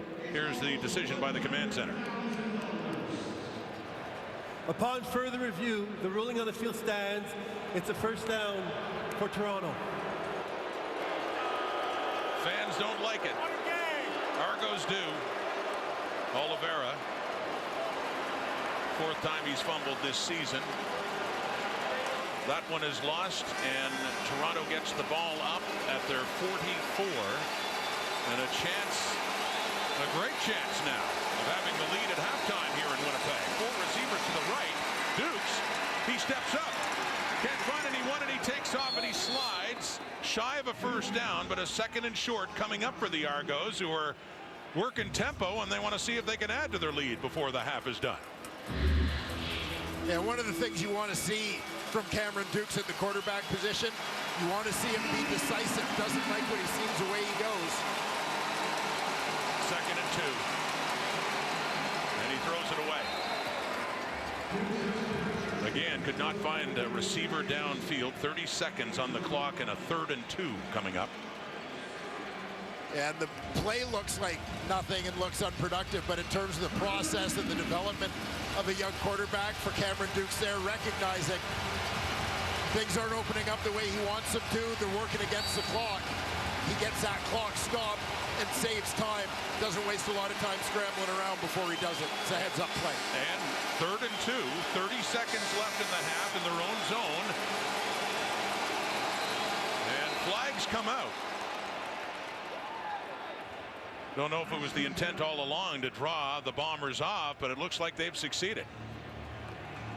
Yeah, I think Kyrie Wilson. Offside, Winnipeg number 19. It's a 5-yard penalty, makes it a first down. And you'll see at the far end of the line of scrimmage, you sort of see this shot through the tunnel. Wilson got caught leading, couldn't get back. First down, Argos. Across midfield, 30 seconds on the clock. The pass is complete down to the 30, and the Argos are in field goal range. Davaris Daniels has the catch. That's his first catch of the night on his 2nd target. As they quickly move up. Nice adjustment to the ball here by Davaris Daniels. Down the numbers, working inside, got Nichols back turned. They work tempo. Tommy Neal, first down and more. As he's taken down inside the 10, a flag comes out with the tackle. And in position to make it a 1st and goal Argos with 14 seconds on the clock. And Tommy Neal down the stretch for the Toronto Argonauts. Game, holding Toronto number 86. We'll go back 10 yards from the spot where the ball was held at the time of the penalty. It's going to be first down for Toronto. And Neal really emerging as another threat in that receiving core for Toronto in recent weeks.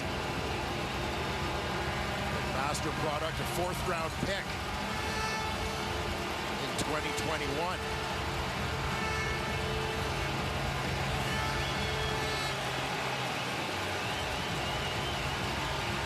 Not sure how many had the Argos leading in the pool at halftime. But here we are, 14 seconds to go. They're up 1 and looking for more. Escaping the pocket, taking off inside the 20. Ball comes out, picked up by Neal, who advances it a few yards even further. So, if you ever heard the tales of the Argo bounce, they certainly got one that time. Yeah, nearly a very costly rookie mistake in terms of ball security here for Cameron Dukes.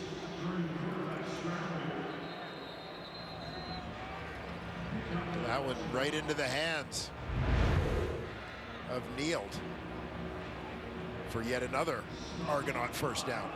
Setting up a 1st and goal right at the Winnipeg 5 with DeMario Houston, the boundary corner, the injured Bomber still down.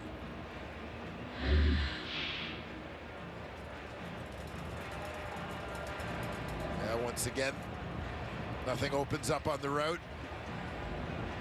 Dukes takes off. He looked like he might have been thinking of shuffling that off. I was going to say when he got tackled. If you look at the position of his hands, he kind of looked like he was getting ready to make a little chest pass there. 4 seconds until halftime. As again, DeMario Houston getting the attention from the Bomber medical staff. So all things considered for Cameron Dukes, 7 of 9 for 139 and a touchdown. And to say it again for Ryan Dinwiddie, and he told us that it's not just about resting Chad Kelly.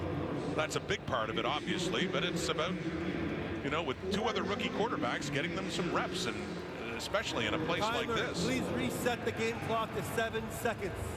7 seconds on the game clock, please. Yeah, again, bearing in mind the Toronto Argonauts came into this season with a combined total of 1 career CFL start between the 3 quarterbacks. That was Chad Kelly with 1 in a call it meaningless game at the end of last season. Cameron Dukes and Brian Scott are raw rookies, so yeah, resting Kelly, but one of the things is, you know, trade deadline approaching, end of the season coming, etc., playoffs. I mean, Chad Kelly could go down on the first game of the East, or the first play of the East Final. You need to know if your other quarterbacks can play in that situation. They got to get them time, and they have the opportunity and the luxury because of where they are in the standings. And if there's someone who understands that, it's Ryan Dinwiddie. Remember 2007. Amen. Sorry, Milt Stegall, but it was Kevin Glenn getting hurt in the East Final against the Argos, and Ryan Dinwiddie had very little playing time, was thrust into his first CFL start in the Grey Cup against Saskatchewan in 2007. And I asked him about that, and he acknowledged that's part of the thinking, too. Yeah. Wants them getting reps. Personal experience, both for him as a player and even as an assistant coach in Calgary. They went through similar things about having to find this balance. Boris Beattie from 19 out, and they do add to the lead. They make it a 4-point game again as the half comes to an end. And let's say at the very least a bit of a surprise with that man Chad Kelly not getting the start, that the Argos are not just competing, they are leading in this one. Still, of course, a lot of talent on the field, but where the Bombers have been absolutely dominant in their last 3 games, especially at home and trailing at the half. Not something you see very often as we send it down to John Litt. Yep. Cameron, just wondering how you would assess your first half and your first CFL start. Yeah, I think it's been going well. Just got to stay with our reads right, stay with the progress that we made all week. O-line's doing a great job. Receivers are making plays for me. Running backs are playing great. And obviously we're seeing the defense are making plays too, setting us up for good field position. So it's going well. He's got to keep it rolling. Yeah, how impressed are you by your defense, especially in the red zone in that second quarter? Yeah, they're doing a fantastic job. Like I said, you know, they're been no break right there, you know. So anytime we can hold a team like Winnipeg to 3 points, it's great for us. You know, it gives us an opportunity. Thanks for this, Cameron. Yes, sir. Thank you very much. Let's send it back to you, Kate. John, what a story so far for Cameron Dukes and the Toronto Argonauts, leading this one 17-13. I think a lot of us coming into this game, okay, they're missing a ton of their starters, including Chad Kelly, but full props to the Toronto Argonauts and what they have done in this game. And we haven't barely seen Cameron Dukes. Yes, he's appeared in every game, but we haven't seen anything really from him. And he just looks so composed at IG Field of all places.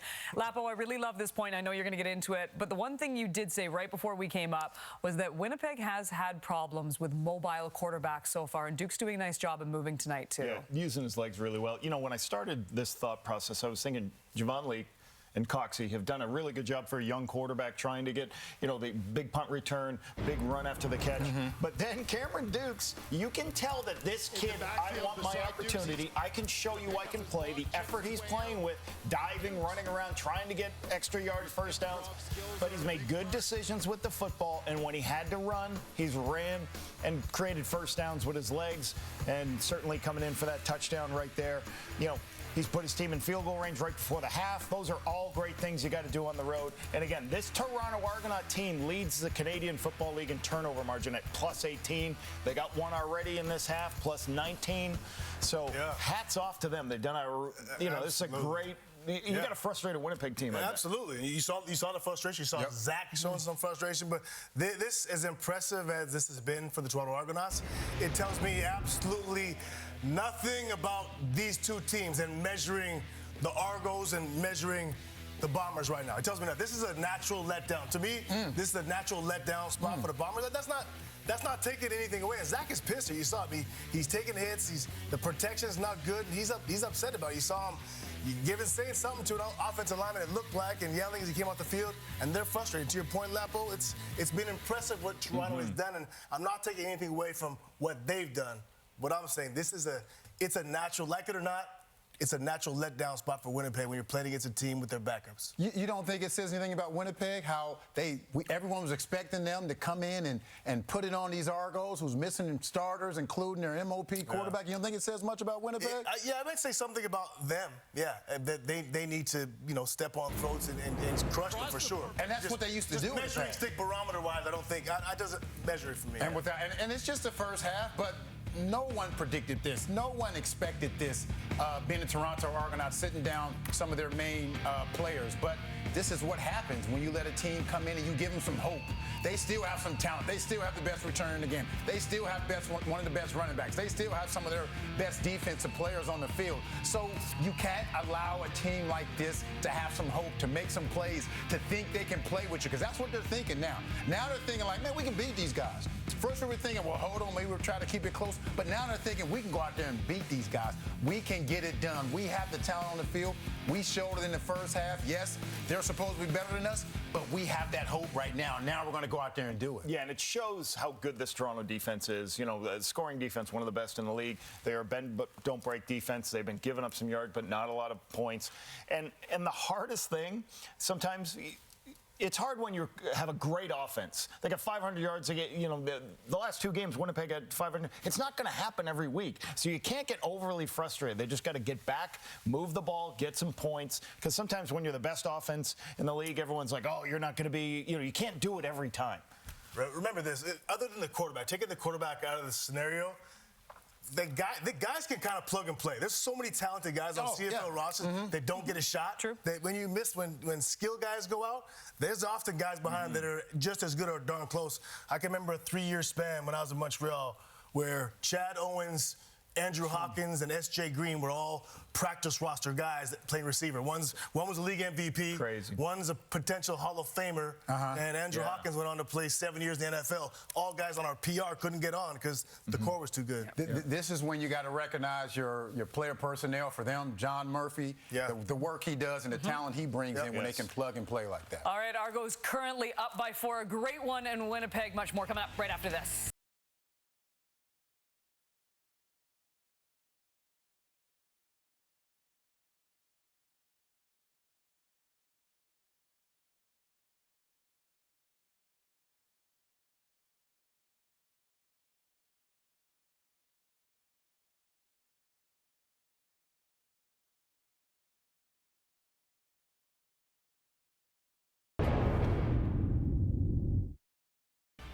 How amazing is that? Part of the Grey Cup Music Festival?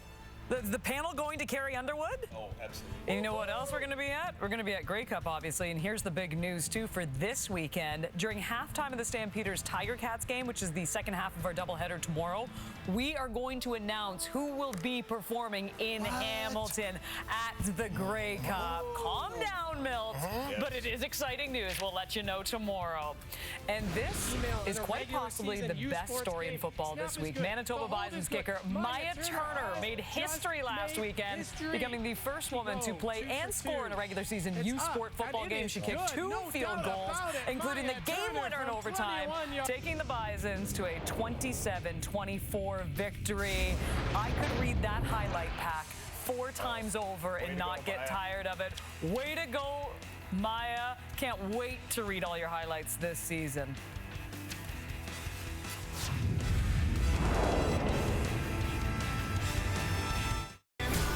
He loves doing them, so we'll let him break this all down. Milt. Solid first half for the Winnipeg Blue Bombers, of course. Zach Gallar, 16 for 20, 190 yards, a touchdown. Brady Oliveira, 11 carries, 94 yards. And how about Dalton Shaw? 4 catches for 66 yards. But the story of this first half has to be Lindsey Wilson owns Blue Raider, Cameron Dukes. Big soccer school. Soccer school. Big soccer school, so Milt Siegel tells me. What it is. Columbia, Kentucky, baby. Still plenty of football to be played. Should be a great second half. We'll get you back to IG Field right after this.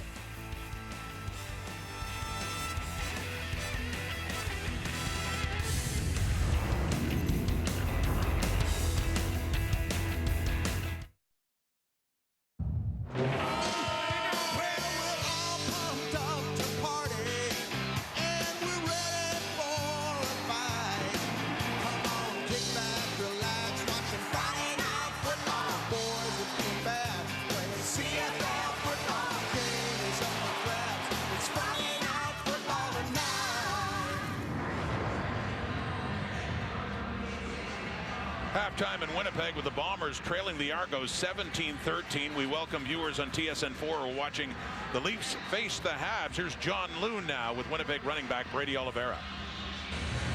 Well, Brady, you capped off a very efficient opening drive in the first possession of the game, but what did you encounter in the ensuing 2 quarters that made it such tough sledding for your offense? Yeah, I mean, we just got to execute in the score zone. I mean, I think we're doing well. We're staying on the football field. We're getting first downs. We just got to execute in the score zone. We got to get 6 instead of 3. No turnovers. We got to play cleaner football. We got to go out and have a good second half. Are you encouraged, though, by the fact that you put up 94 yards rushing, that you're still moving the ball, but just need to finish off execution-wise? Yeah, I'm not happy. We're not winning in this game right now. We're not getting 6. I'm not happy. We got to be better. We got to go have a big half. Thanks for this, Brady. Close to 100 yards, but he did have the fumble. The Argos drove it down for a field goal to make it 17-13. So Winnipeg kicks off. Toronto with a 4-point lead to start the second half with the ball. Javon Leake with the ball. Has a blocker in front. And he is taken down up across the 45. Evan Holm with the special teams tackle. So back comes Cameron Dukes, first CFL start, 7 for 9 for 139 yards and a touchdown pass. Yeah, and after the opening 30 minutes of this football game, I suspect that a lot of our viewers spent their halftime Googling Lindsey Wilson college football to learn all they could about Cameron Dukes. Where did this guy come from? Because he looked terrific in the opening 30 minutes of this football game, and maybe continuing the trend of young quarterbacks being the Winnipeg Blue Bombers' kryptonite. Deontay McMahon has the ball on that first down play. Dietrich Nichols in on the tackle, as was Willie Jefferson. But yes, that small private college in Columbia, Kentucky, of about 2,500 students, an NAIA football program, and he gave him a little shout out when he had the chance in that first half, but acquitting himself fairly nicely here right now, leading a couple of touchdown drives, and they do have that lead. And a 2nd and 8 now up at their 50. Time of possession dominated by Winnipeg in that first half, over 21 minutes to under 9 minutes for the Argos. And on that play, it is caught. It is Dejan Brissett with the ball, but he is shy of a first down around midfield, so a 2 and out for the Argos in their first possession of this second half. You know, I alluded to it a minute ago, but for those maybe surprised at the success of Dukes against this Blue Bombers team, part of a trend when you look at the games that the Winnipeg Blue Bombers have lost this year to opposing starting quarterbacks, Dustin Crum, Jake Dolegala, Taylor Powell, all guys early in their Canadian Football League careers, and certainly in their careers as starters. Maybe not a complete shock that Dukes had the success he did in the first half. And Beatty punched that one away. Jamal Parker lets it hop, gets in behind him, rolls into the end zone. So we'll go from a 4-point lead to a 5 for the Argos. 18-13 now. Zach Collaros 16 of 20 for 190 yards and a touchdown pass, no picks. Yeah, just Zach Collaros being Zach Collaros. No real big strikes for the Bombers in that first half, but bear in mind they completely owned the time of possession because Toronto scored fairly quickly, whereas Winnipeg had some longer drives with the football. So essentially they had the Argos defense on the field for about 2/3 of the first half. We'll see if they can make that pay some dividends for them here in the second half of this ballgame. And with the exception of their first possession open up the game when they got a touchdown, they were settling for field goals after that. So first play, and that is complete in a short pass, and that's Kenny Lawler. Finally saying his name tonight. A couple of weeks ago, he had a touchdown and some big catches against the Tiger Cats. 2nd and 5. Yeah, Kenny Lawler can go from quiet to man of the moment very quickly. He sure can. So many times. One big catch and leads the CFL in yards per catch. 2nd and 5 after that Lawler catch and a 4-man rush. Collaros, and open is Wolodarski. Another catch for Drew Wolodarski and a first down Winnipeg. That's his 5th. Wolodarski continuing to work effectively underneath. And when you've got deep threats, as mentioned before, like Nick Dembski, Dalton Schoen, Kenny Lawler in particular, Rasheed Bailey as well, So often those guys driving the defense deep, creating some space underneath, and Wolodarski taking advantage of that. The 6th-year national of the University of Minnesota. So 1st and 10 at the 53. Deep, right, caught, no. Knocked away Mason Pierce. Lawler had it. And as soon as he touched it, Pierce made the contact and knocked the ball out.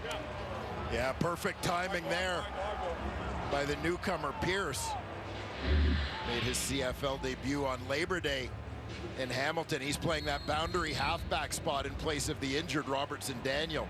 But you see him arriving simultaneously with the football to jar that one away from Lawler. From the Colorado School of Mines in his first CFL season, Mason Pierce. So a 2nd and 10 up near midfield. Collaros had time, flag out. Intended receivers Lawler, who wants a call, and Pierce was in on the coverage there.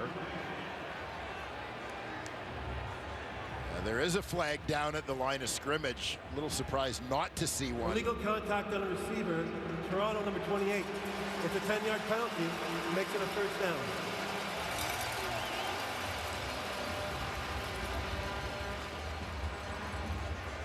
So it moves up to the 47 of the Argos. Pierce flagged for that one on Kenny Lawler.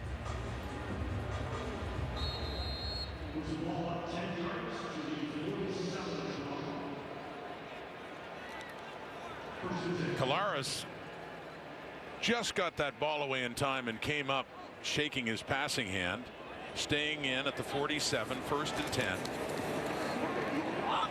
Deep left and right into coverage with Quantez Stiggers on Lawler. He was there step for step, and another good play in the Argo secondary. And Claro's putting his faith in his receiver there, and pretty tight coverage. But we go back a couple of plays here. Claro's taking a shot from Jonathan Jones, and keep an eye as he gives that right hand a little shake. Hand or wrist took the worst of that, but looked pretty good on that last ball regardless.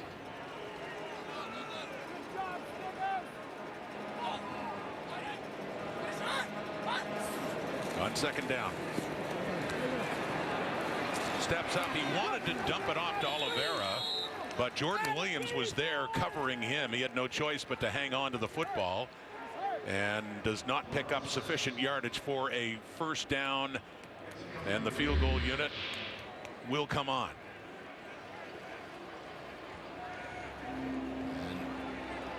Here you see just a 4-man rush, things closing in on Collaros as he decides to try and get upfield.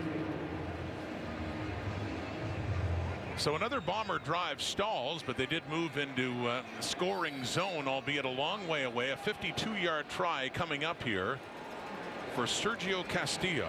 I mentioned one of the most accurate in the CFL this season. His longest is 53 this season. That one doinks off the upright and falls down for a dead ball. So again, the Bombers in this case have nothing to show for it on this field goal try, and the first miss of the night for Castillo. Right upright, and it stays out. Argo still by 5.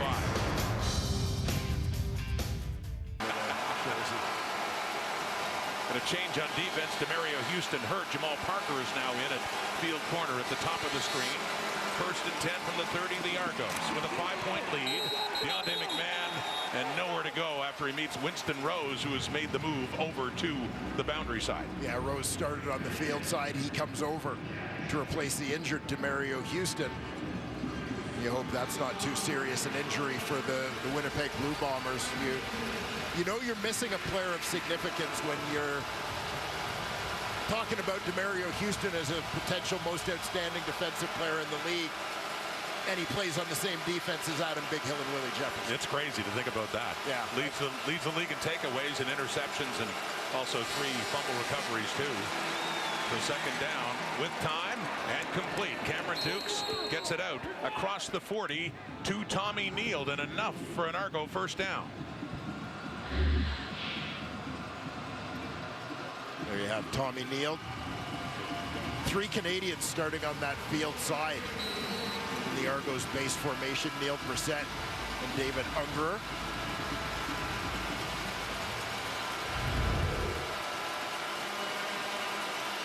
Neil's second catch, and also picked up a fumble late in the half. Looked like a toss intended for him. Led to a field goal. McMahon breaks it free outside and picks up a few more yards before Rose gets to him.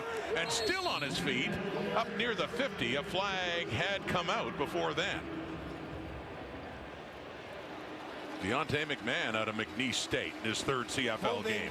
Toronto number 59 with a 10-yard penalty will replay first down. Negated that flag against the right tackle, the veteran Dejon Allen.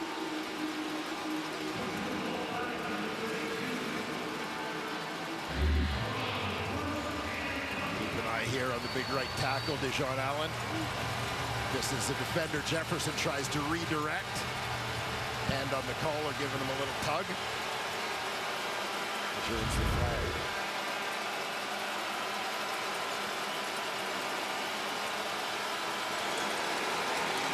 A draw, and Winnipeg's onto it. McMahon trying to break free, but Bombers defense up front having none of that. Picks up just a couple of yards on that first down and 20. Well, we saw Deontay McMahon for some offensive snaps in the first half of this ball game. Wonder if he might see maybe even the Lions share the catches from, or touches rather, from that running back spot in the second half. A.J. Ouellette having started the game, but obviously the Argos wanting to manage his workload down the stretch. And they've really managed it. Just 2 touches, 2 big ones, including a touchdown, but that's it for Ouellette. Back to McMahon. They screen it to him, and again, Ricky Walker is there. It's 3rd down and a long way to go for the Argos, who will have to punt it away. Big stop there for the Winnipeg Blue Bombers defense, keeping the Argos hemmed up in their own territory. See what Jamal Parker's got left in the tank for the return game now that he's playing every snap on defense. Mike O'Shea has said it. I mean, Janarian Grant, one of the best in the business, and he's been out since week 5.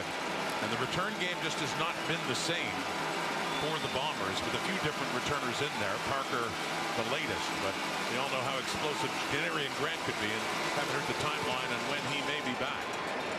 So Parker, and as mentioned, he's in on defense as well now. He gets it at the 25, keeps his feet. Oh, here we go. Jamal Parker. See, we bring up that they need a little more from the return game, and what do you get?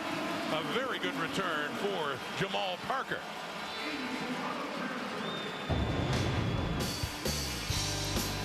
Parker takes it and sets up the Bombers in better shape to take over, still trailing by 5 in the 3rd quarter. Well, you know, I think Buzz and Woody would have fought early on over which gets to play quarterback. Brady Oliveira on the carry, and if you notice the spot in the field, we were raving about the return of Jamal Parker earlier before the break, but a flag had come out, and that return was brought back because of holding. So starting further back at their 24, but a good gain by Oliveira on first down. Brady once again over 100 on the game, continuing his tremendous 2023 season. 7 100-yard rushing games now, Dwayne, this season. He had 4 combined in the previous 2. Far and away the leading rusher in the Canadian Football League coming into this game.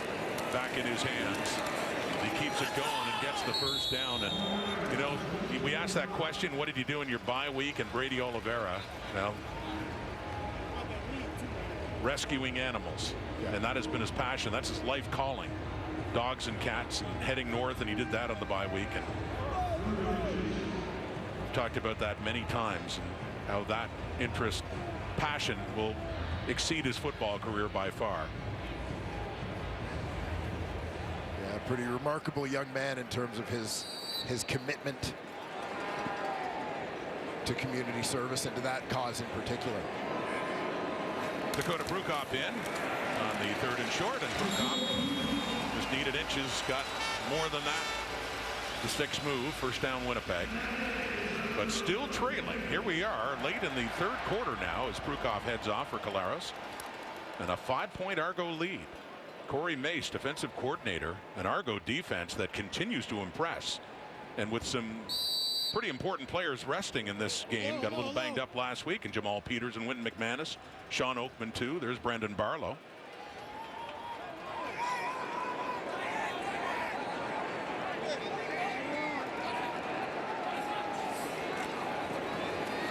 Faking to Oliveira, completing it to Lawler, coming across.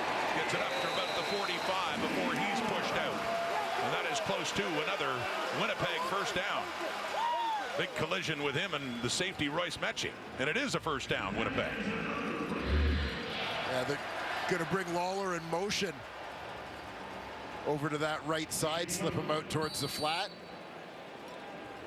Mechie coming downhill to make the tackle. Good hard football play between those two.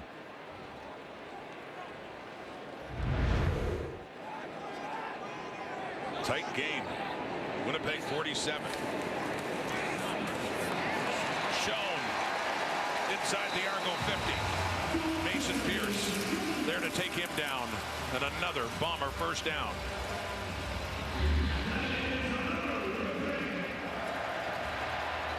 And off play action. Quick hitter to Winnipeg's leading receiver on the season coming in, Dalton Schoen.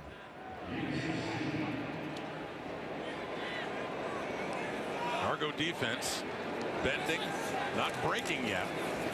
Oliveira.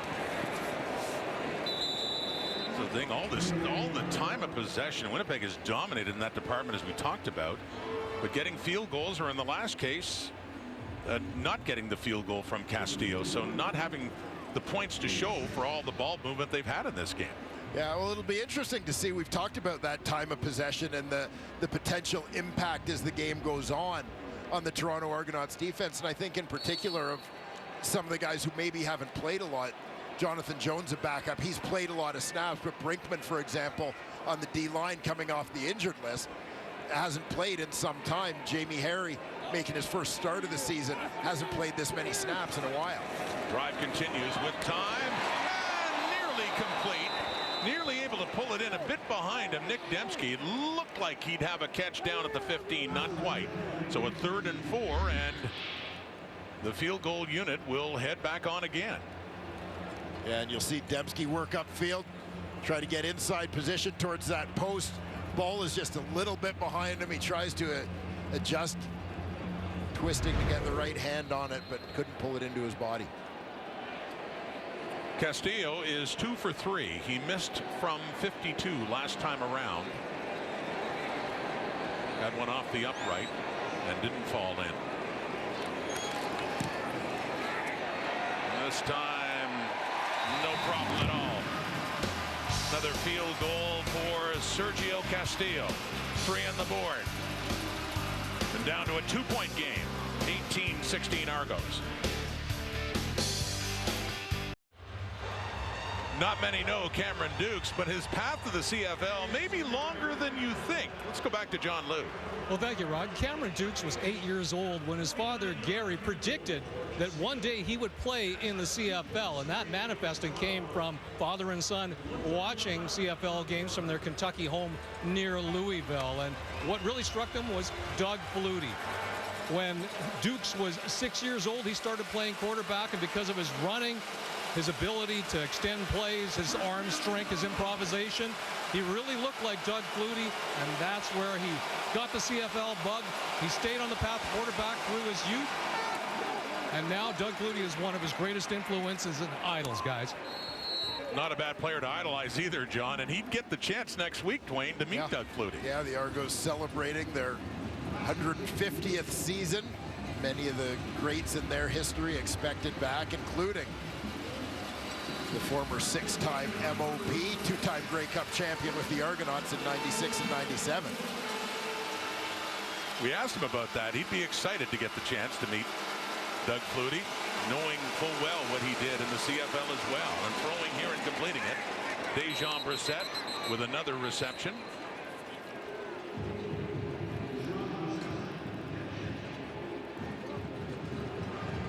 Brissett with a couple of touchdown catches last week against the Ticats has Dukes, first start, 13 of 15, 181, and a touchdown pass. Another case of a young QB that doesn't look like the moment is too big for him, even here in Winnipeg. Yeah, and this is significant for the Toronto Argonauts because I know I've been wondering a little bit in recent weeks if there might be the emergency call going out to McLeod Bethel Thompson to come up and be their backup for the stretch run. Oh, nearly completes another, and it's nearly picked off as well. Intended there for Coxie. You see a late flag coming out. Parker was on him, and it looked for a moment like Coxie might have it until that ball squirted away. Take a look at Coxie. He's lined up out wide on this one.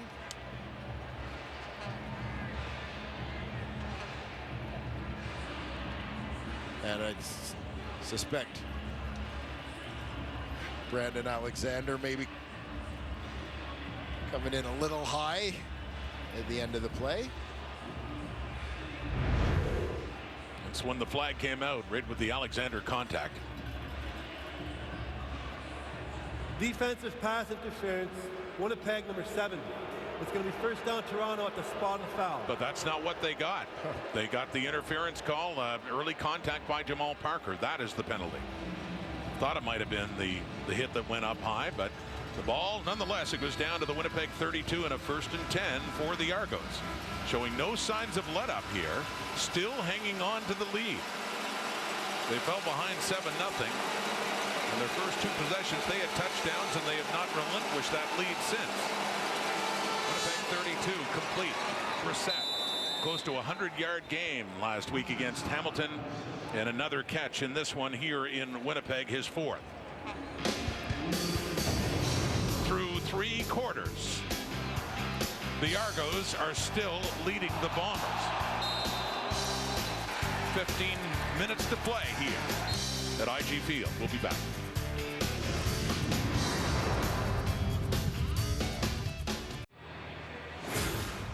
It's one of those games where the stats don't match up with the scoreboard, and you can see here why. Really the story, Dwayne, so far in this game is Winnipeg's inability to cash in despite sustaining some pretty long drives. Yeah, that's exactly it. We talked a little bit during the break about the bend but don't break. He's somehow get the sense that our old friend Rich Stubler is somewhere smiling, as that was always his mantra, is that it's so hard for teams in Canadian football to put together a string of 8, 10, 12 perfect plays in a row to keep a drive going long enough to put points on the board. So the 4th quarter begins. There's the field judge, Brian Krupolo, CFL official for 17 years, first Métis official in CFL history from Pine Creek First Nation here in Manitoba. And a special uniform in recognition of the National Day of Truth and Reconciliation. 2nd and 3 to start the 4th quarter to Winnipeg 25 for the Argos. Pressing again. Deep look to the end zone and too far for the intended receiver, DeMonte Coxie. Good coverage there from Winston Rose and Dietrich Nichols as well. Yeah, the middleman of this threesome is the intended receiver, DeMonte Coxie. See a little double move here. They had the hooks all the way across the board, all 6 receivers, with Coxie having the hook and go there, but timing was just a little bit off between he and Dukes. So they drove down to the 25, but the field goal unit, Boris Beatty, to come on now. He is 1 for 1. Just a 19-yarder before, and this one will be put down by David Ungerer just outside the 30 for Beatty. And he's having a great year in terms of accuracy as well. Only 2 misses on the season coming into this night. Doing such a great job. And we talked about Robbie Smith before, and all these changes the Argos have made, resting players, injuries, everything else. Here's what he had to say about that next man up mentality. I I mean, when you think of situations like this, like what makes successful teams successful is the fact that on any given day, an injury could happen and somebody could step in that role and perform just as well. Just like one person rowing can't stop a ship, right? Like whatever happens or whatever that's happening at the time, like we need to have systems, and coaches are good at doing their jobs to help people put them in positions to be successful. So anything that happens, I think, with all the guys that we have resting and we have sitting today, I think that the people that we have stepping up will fill in those shoes just as good.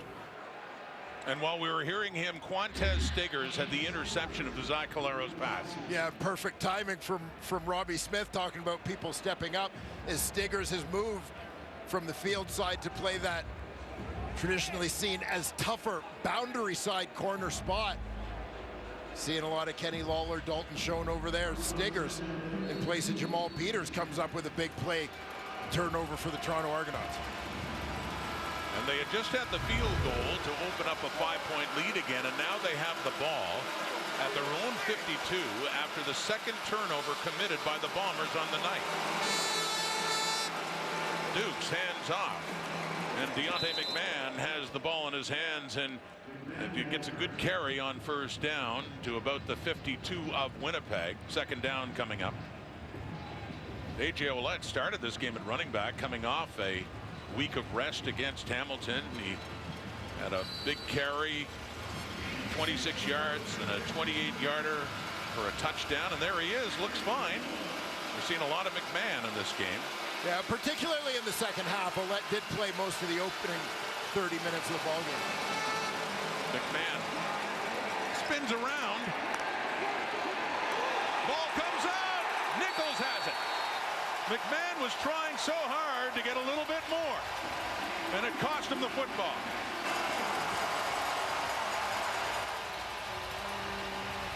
A timely turnover that the Bombers get this time. Stripping the ball of Deontay McMahon. Dietrich Nichols with it. Winnipeg football at midfield. An exchange of turnovers. First the pick by Stiggers, and then the fumble by McMahon. Bomber football in the Argo zone across midfield. Brady Oliveira. What a game he's having. He adds to his total already. Had gone over 100 yards for the night as he picks up a first down on the ground inside the Argo 40. And Oliveira has been a big part of this Blue Bomber offense that's chewed up so much time on the clock here tonight.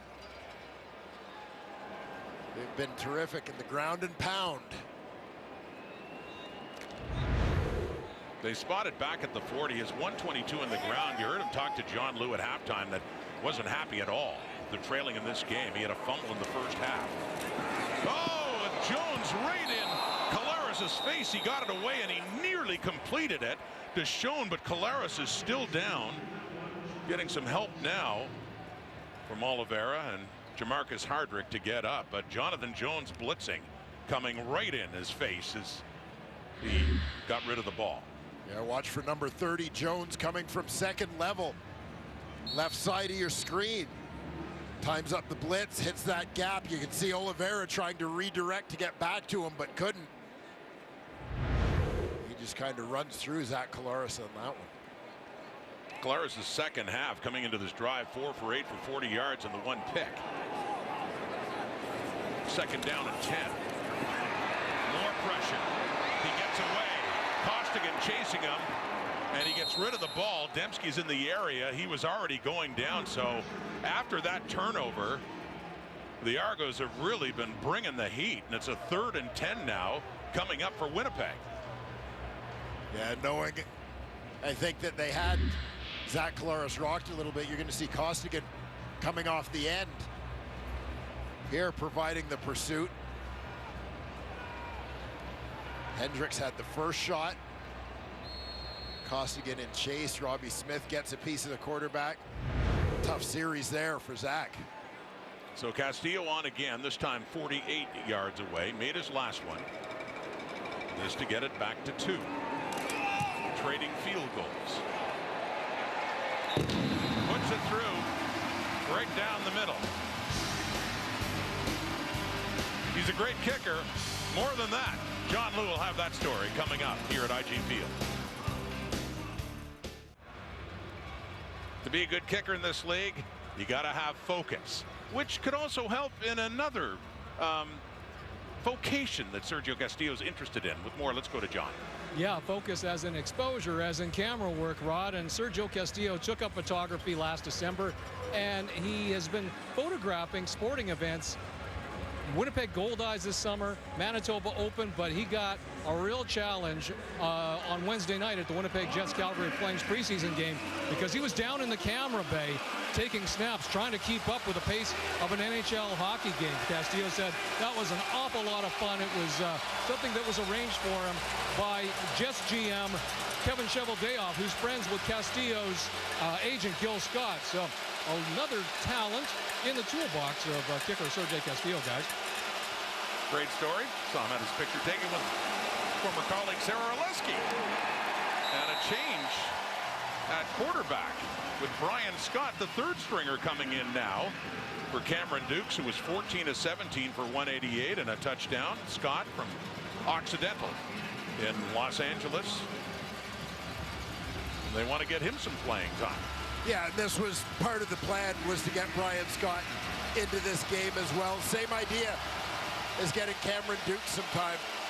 They want to have these guys prepared if they need them, but they also need to evaluate them to know if they can be the guys should anything happen to Chad Kelly. Back to pass again. Escaping the rush for now. Throwing back to his left and out of bounds. Tommy Neal was there. But that's it for Brian Scott. And a 2-and-out coming in relief of Cameron Dukes. Scott, who played in the USFL last year, and had also spent some time with the BC Lions and Edmonton Elks practice rosters.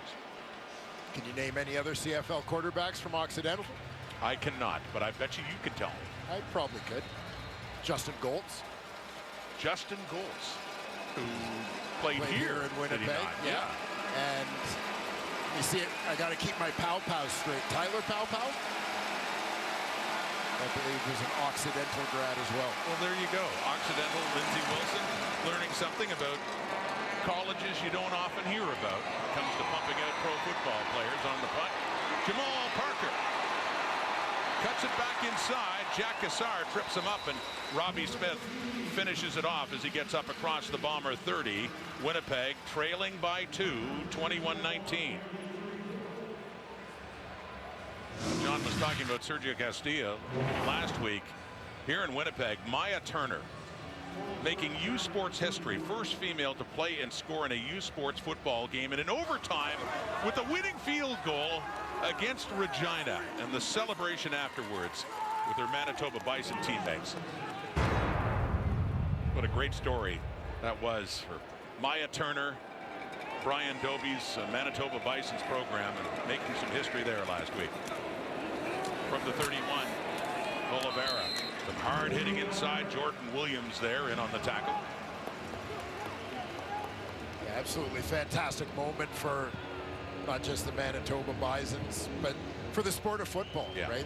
The advancement of the game and inclusivity of it. And who was the holder on that historic field goal? Yeah, if you were looking closely, Michael O'Shea Jr., son of the Blue Bombers head coach, is the holder on the play. Interesting chat between he and his dad about that situation. Caleros deep right, coverage there, nearly picked off again. A flag comes down. It was Jamie Harry on Lawler, and coming across was the safety Royce Metchie to knock it away. But as said, a flag is down.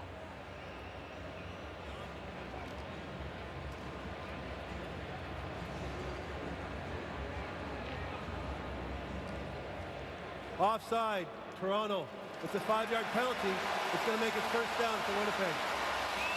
They needed the 5 for the first down. They get it by penalty, and negating a good defensive play for the Argos again in the secondary, and that time Royce Metchie.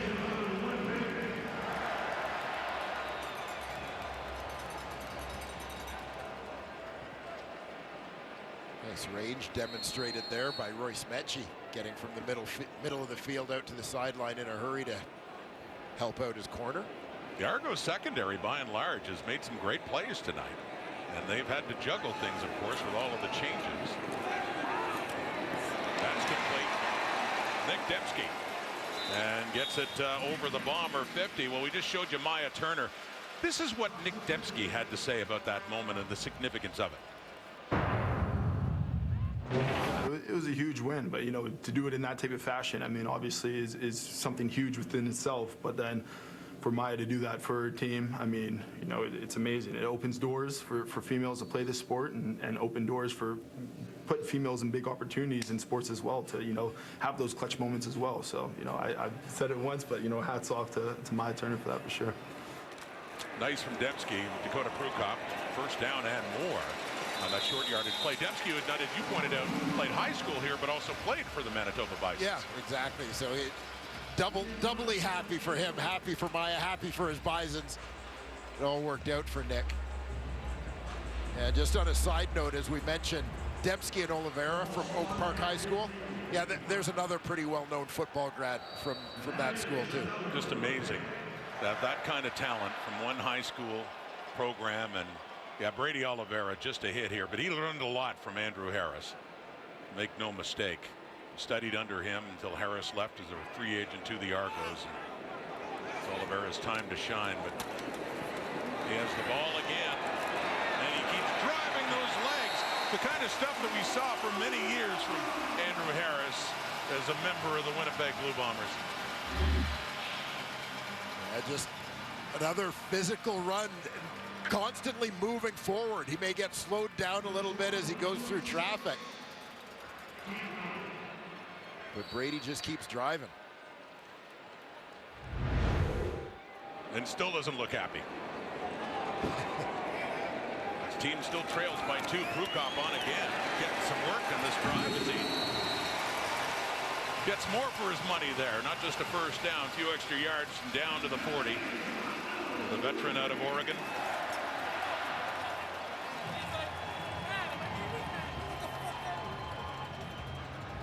The Bombers come into this game at 10-4 after their loss to Hamilton, now tied with the BC Lions for first place in the West.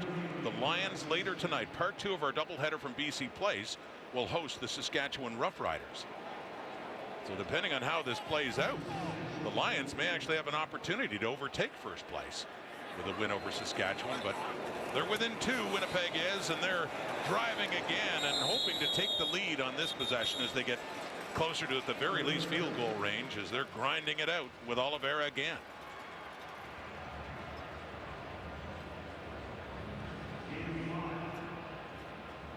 Ten and 4, first place, a tie in the remaining schedule here on in.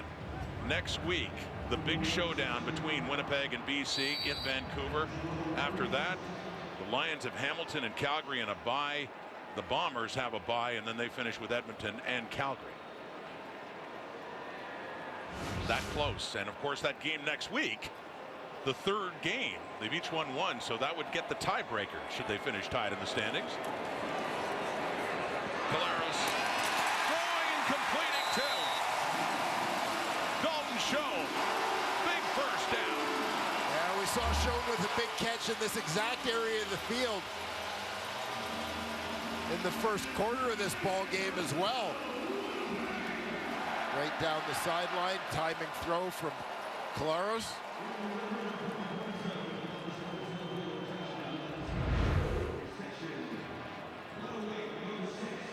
Yet another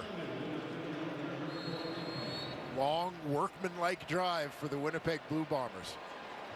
Feels like they have had the ball for most of the night, but they haven't found the end zone since their first possession of this game. Still 1 touchdown. Trying to change that on this drive. And they're deep. The 17, Oliveira breaking more tackles. Drives that down to about the 10. Firing up the fans here at IG Field. Yeah, he and his offensive line have just been fantastic tonight for the Winnipeg Blue Bombers. Big fellas up front, moving that line of scrimmage. Oliveira just doing his thing, getting downhill.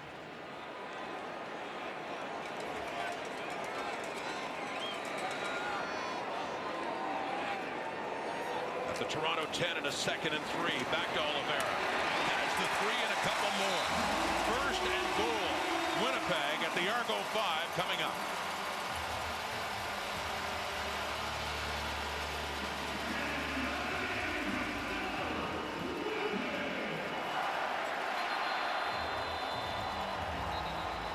Argos calling a much-needed timeout, it appears. That defense has been on the field a lot, hasn't it? Yeah, they're gassed. Timeout's been called by Toronto. The game clock should read 4 minutes, 12 seconds. 4 minutes, 12 seconds, timeout, Toronto. We talked about this in the first half of the ball game, as Winnipeg has dominated the time of possession in every quarter, right from the start of this ball game.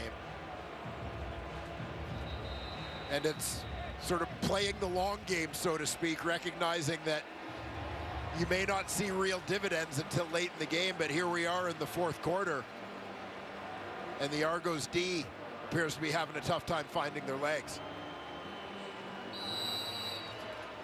Hand it to the Argos, though. They have made this night interesting, a lot more interesting than many, I'm sure, would have guessed. They still lead 21-19. They've led since the first quarter when they went up 14-7. Oliveira this drive, 5 carries for 31 yards. First and goal. Oliveira. 3-2. Trying to get to the one, and they stiffen up.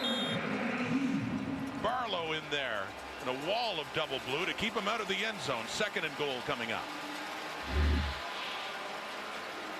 And it has felt at times on this drive, particularly as the Bombers have gotten in close, that under normal circumstances, at some point in here, they might have called a passing play to try and throw the ball into the end zone. But they honestly seem pretty content to make Toronto play the physical run game. Doing a lot of that in this possession. Here we go again. Dakota Prukop! Touchdown, Winnipeg!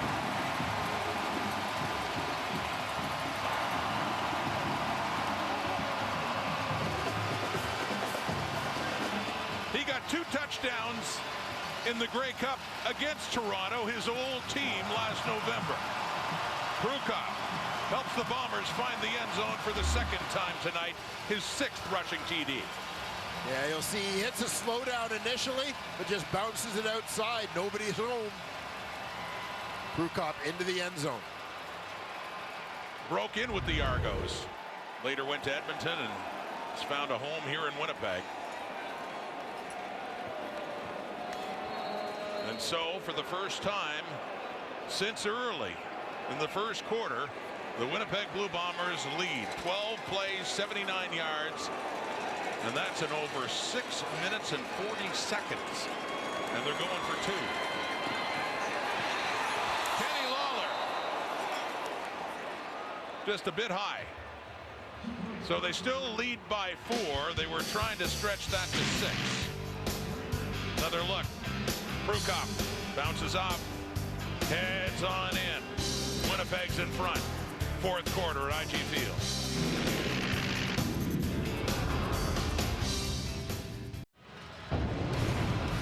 Coming up on TSN Part 2 with the doubleheader, Vernon Adams of BC Lions, Jake Dolegala, the Saskatchewan Roughriders. Riders entrenched in 3rd in the division. The Lions at 10-4.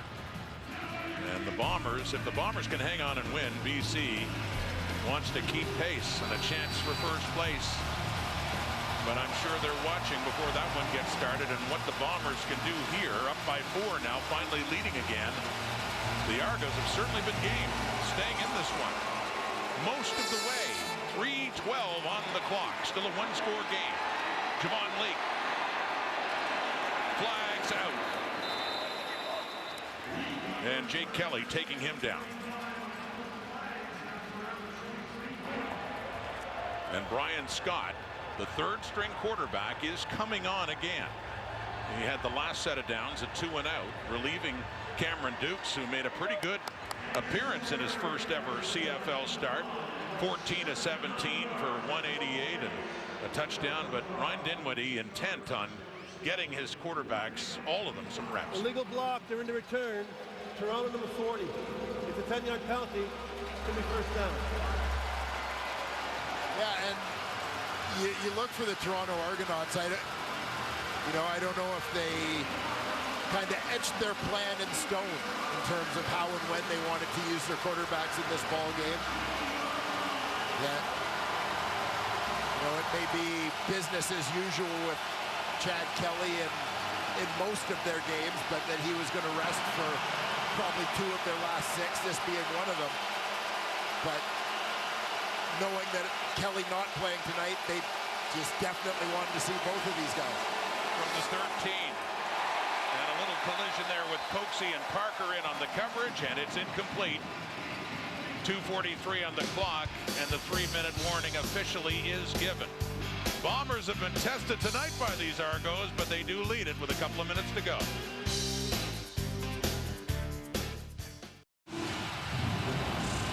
And now our Coors Light moment of chill. Well, what's Chad Kelly like when he knows he's not starting? We've seen that steely-eyed look before a start in the dressing room. Not at all this time, Dwayne. Oh, he's got the individualized handshakes. Worked out perfectly.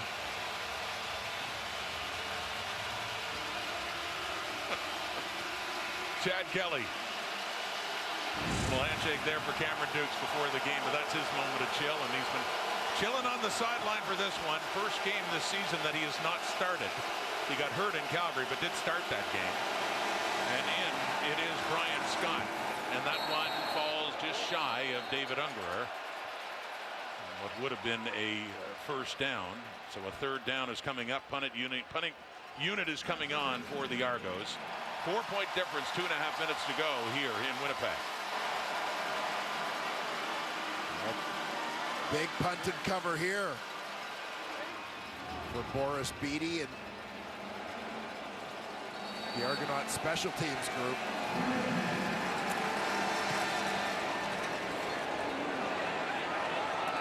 Shorter punt from the end zone. Flag is out. Parker on the return.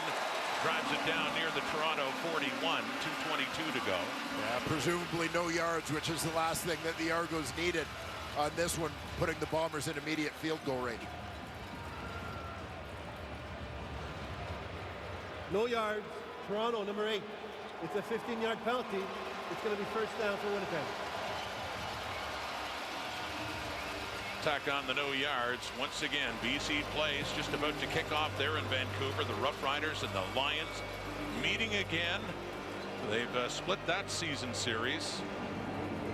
TSN 3 has that game.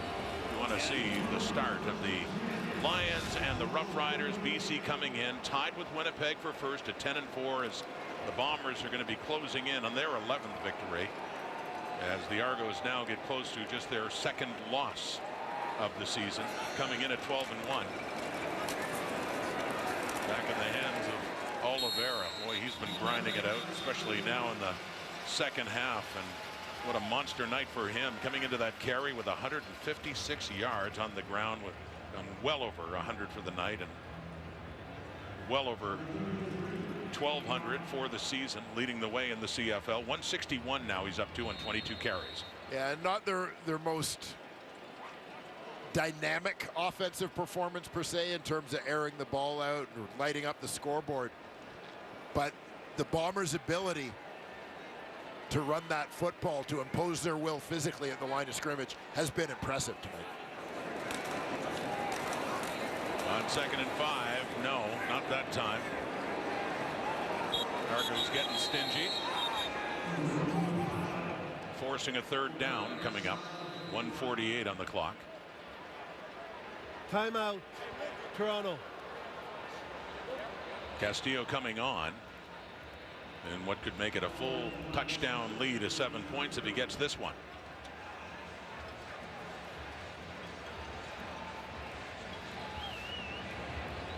Certainly valuable attempt here, and again, maybe not Boris Beattie's best punt of the night, and a no yards call set Winnipeg up pretty well on this possession.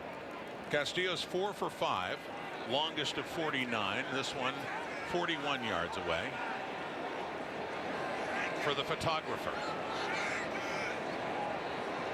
and his focus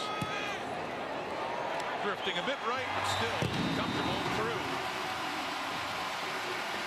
Takes a nice picture, kicks a nice football.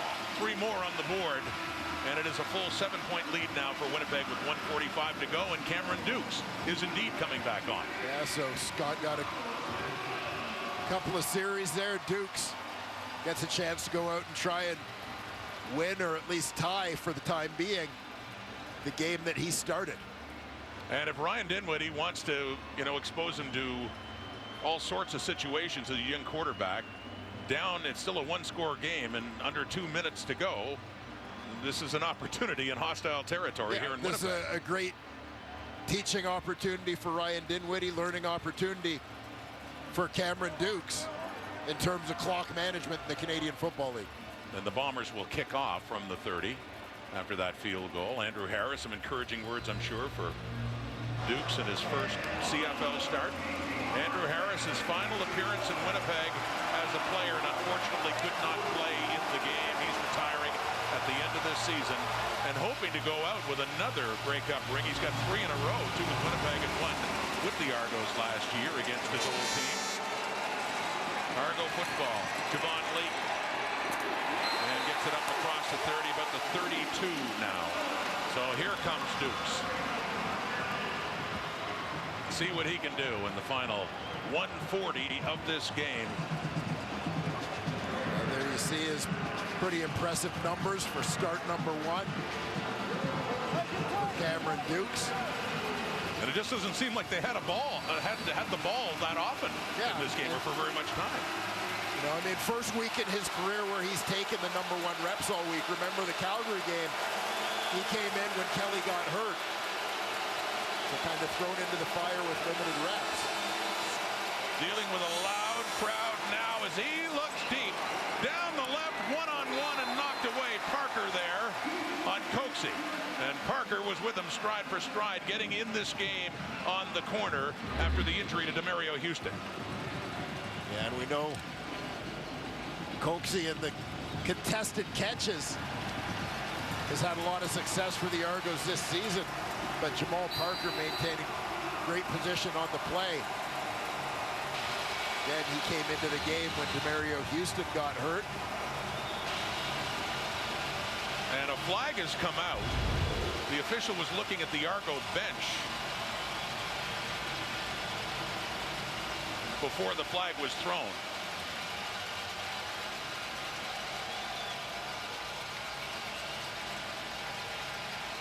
We have a bench penalty against Toronto, number 20, objective conduct, misconduct. It's a 10-yard penalty. It's going to be second down. From the bench, Tavares McFadden draws that flag, pushing Toronto back further.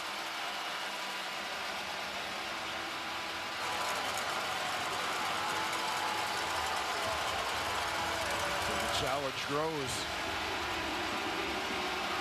for Cameron Dukes, 2nd and 20.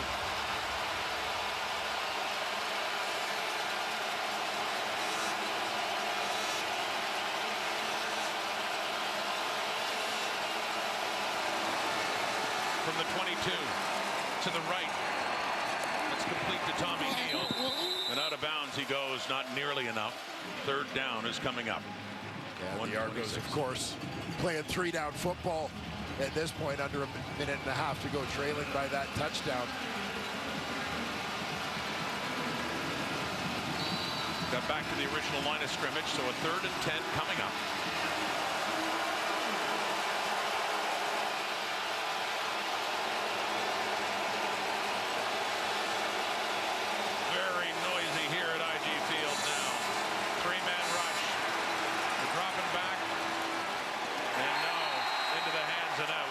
A little bit short for David Unger, but could have had it. And in where he was standing was still shy of a 1st down, but a turnover on downs as the Bombers take over with 1:19 to go. Yeah, it looked like they might have had a shot. Unger had a little bit of space in front of him, but just deflected by Brian Cole, it appears. Yeah. Yeah, Cole doing just enough to impact that throw. A little wobble on it, making it tough for Unger, who loses it off his fingertips.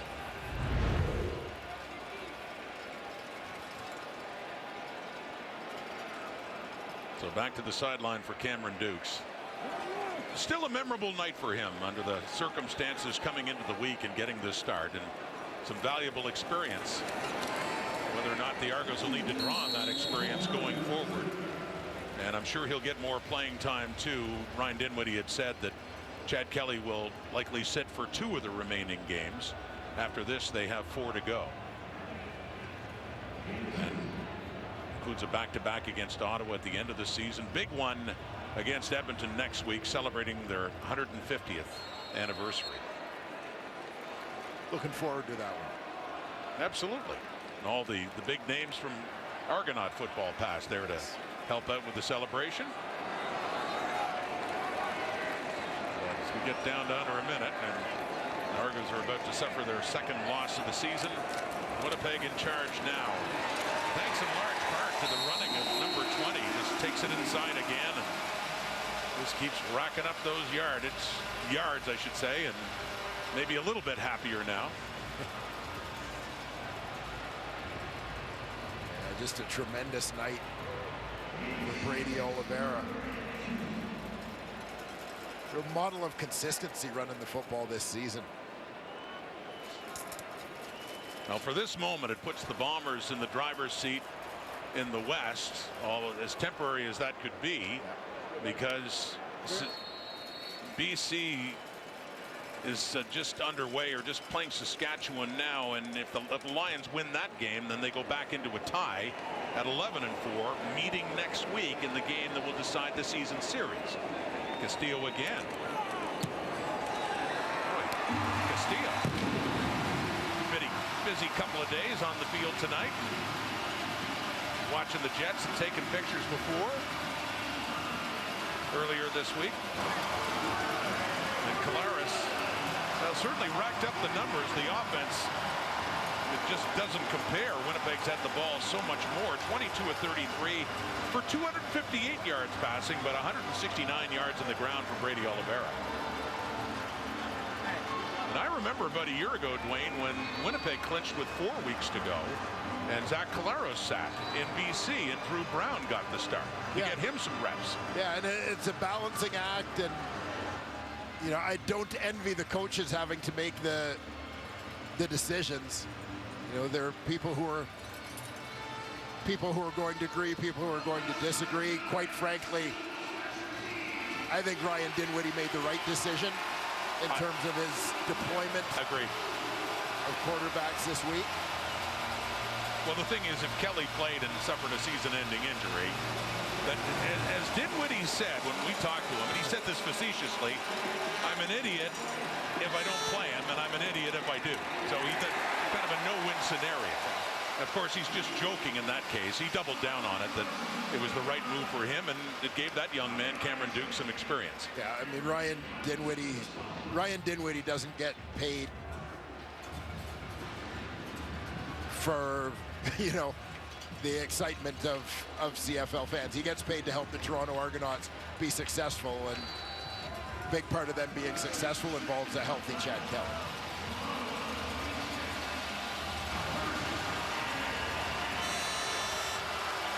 So they rest Kelly, they give Duke some experience, and he puts Lindsey Wilson College on the map. Yes, sir.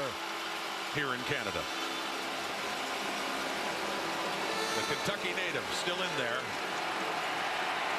Scoots away from the pressure, but nowhere to go as he throws that one down, incomplete. 31-21 now, Winnipeg, but not as easy as it looked like it might be for the Bombers after their first possession when they marched down the field. Scored the touchdown. Oliveira got that. But closing in now on win number 11 against 4 losses. And they will be 33-3 in their last 36 home games. Impressive. They lost once this year at home. BC beat them. And then they got revenge a few weeks later. Here's a deep ball. Dukes, little short. And, oh, it looked like it was picked by Winston Rose. Had it and let go of it. And 12 seconds now on the clock until this one is done. DeMonte Coxie turns DB at the end of this play.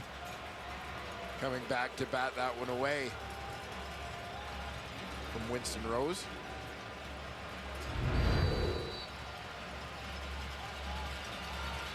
One more shot here for Dukes and the Argos.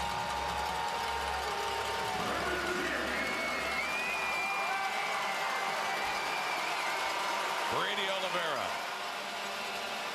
25 carries, 169 yards, and a receiving touchdown. And that's Dan Adeboboye with a touch in this game tonight. Gets a first down. We probably got one play to go in this one. And Winnipeg's only concern, they'll let the short stuff happen, but obviously not wanting to give up a cheap one over their heads at the end of the game. Tommy Neal. Zeros on the clock. Let the record show that the one and only meeting between the Bombers and Argos in 2023 was won by Winnipeg. But they could meet again, and if they do, the stakes would be so much higher in a Grey Cup rematch. We shall see. Still lots of football to go, including the Riders and Lions for everyone except TSN 4. SportsCenter is next there. Thanks for watching, and so long.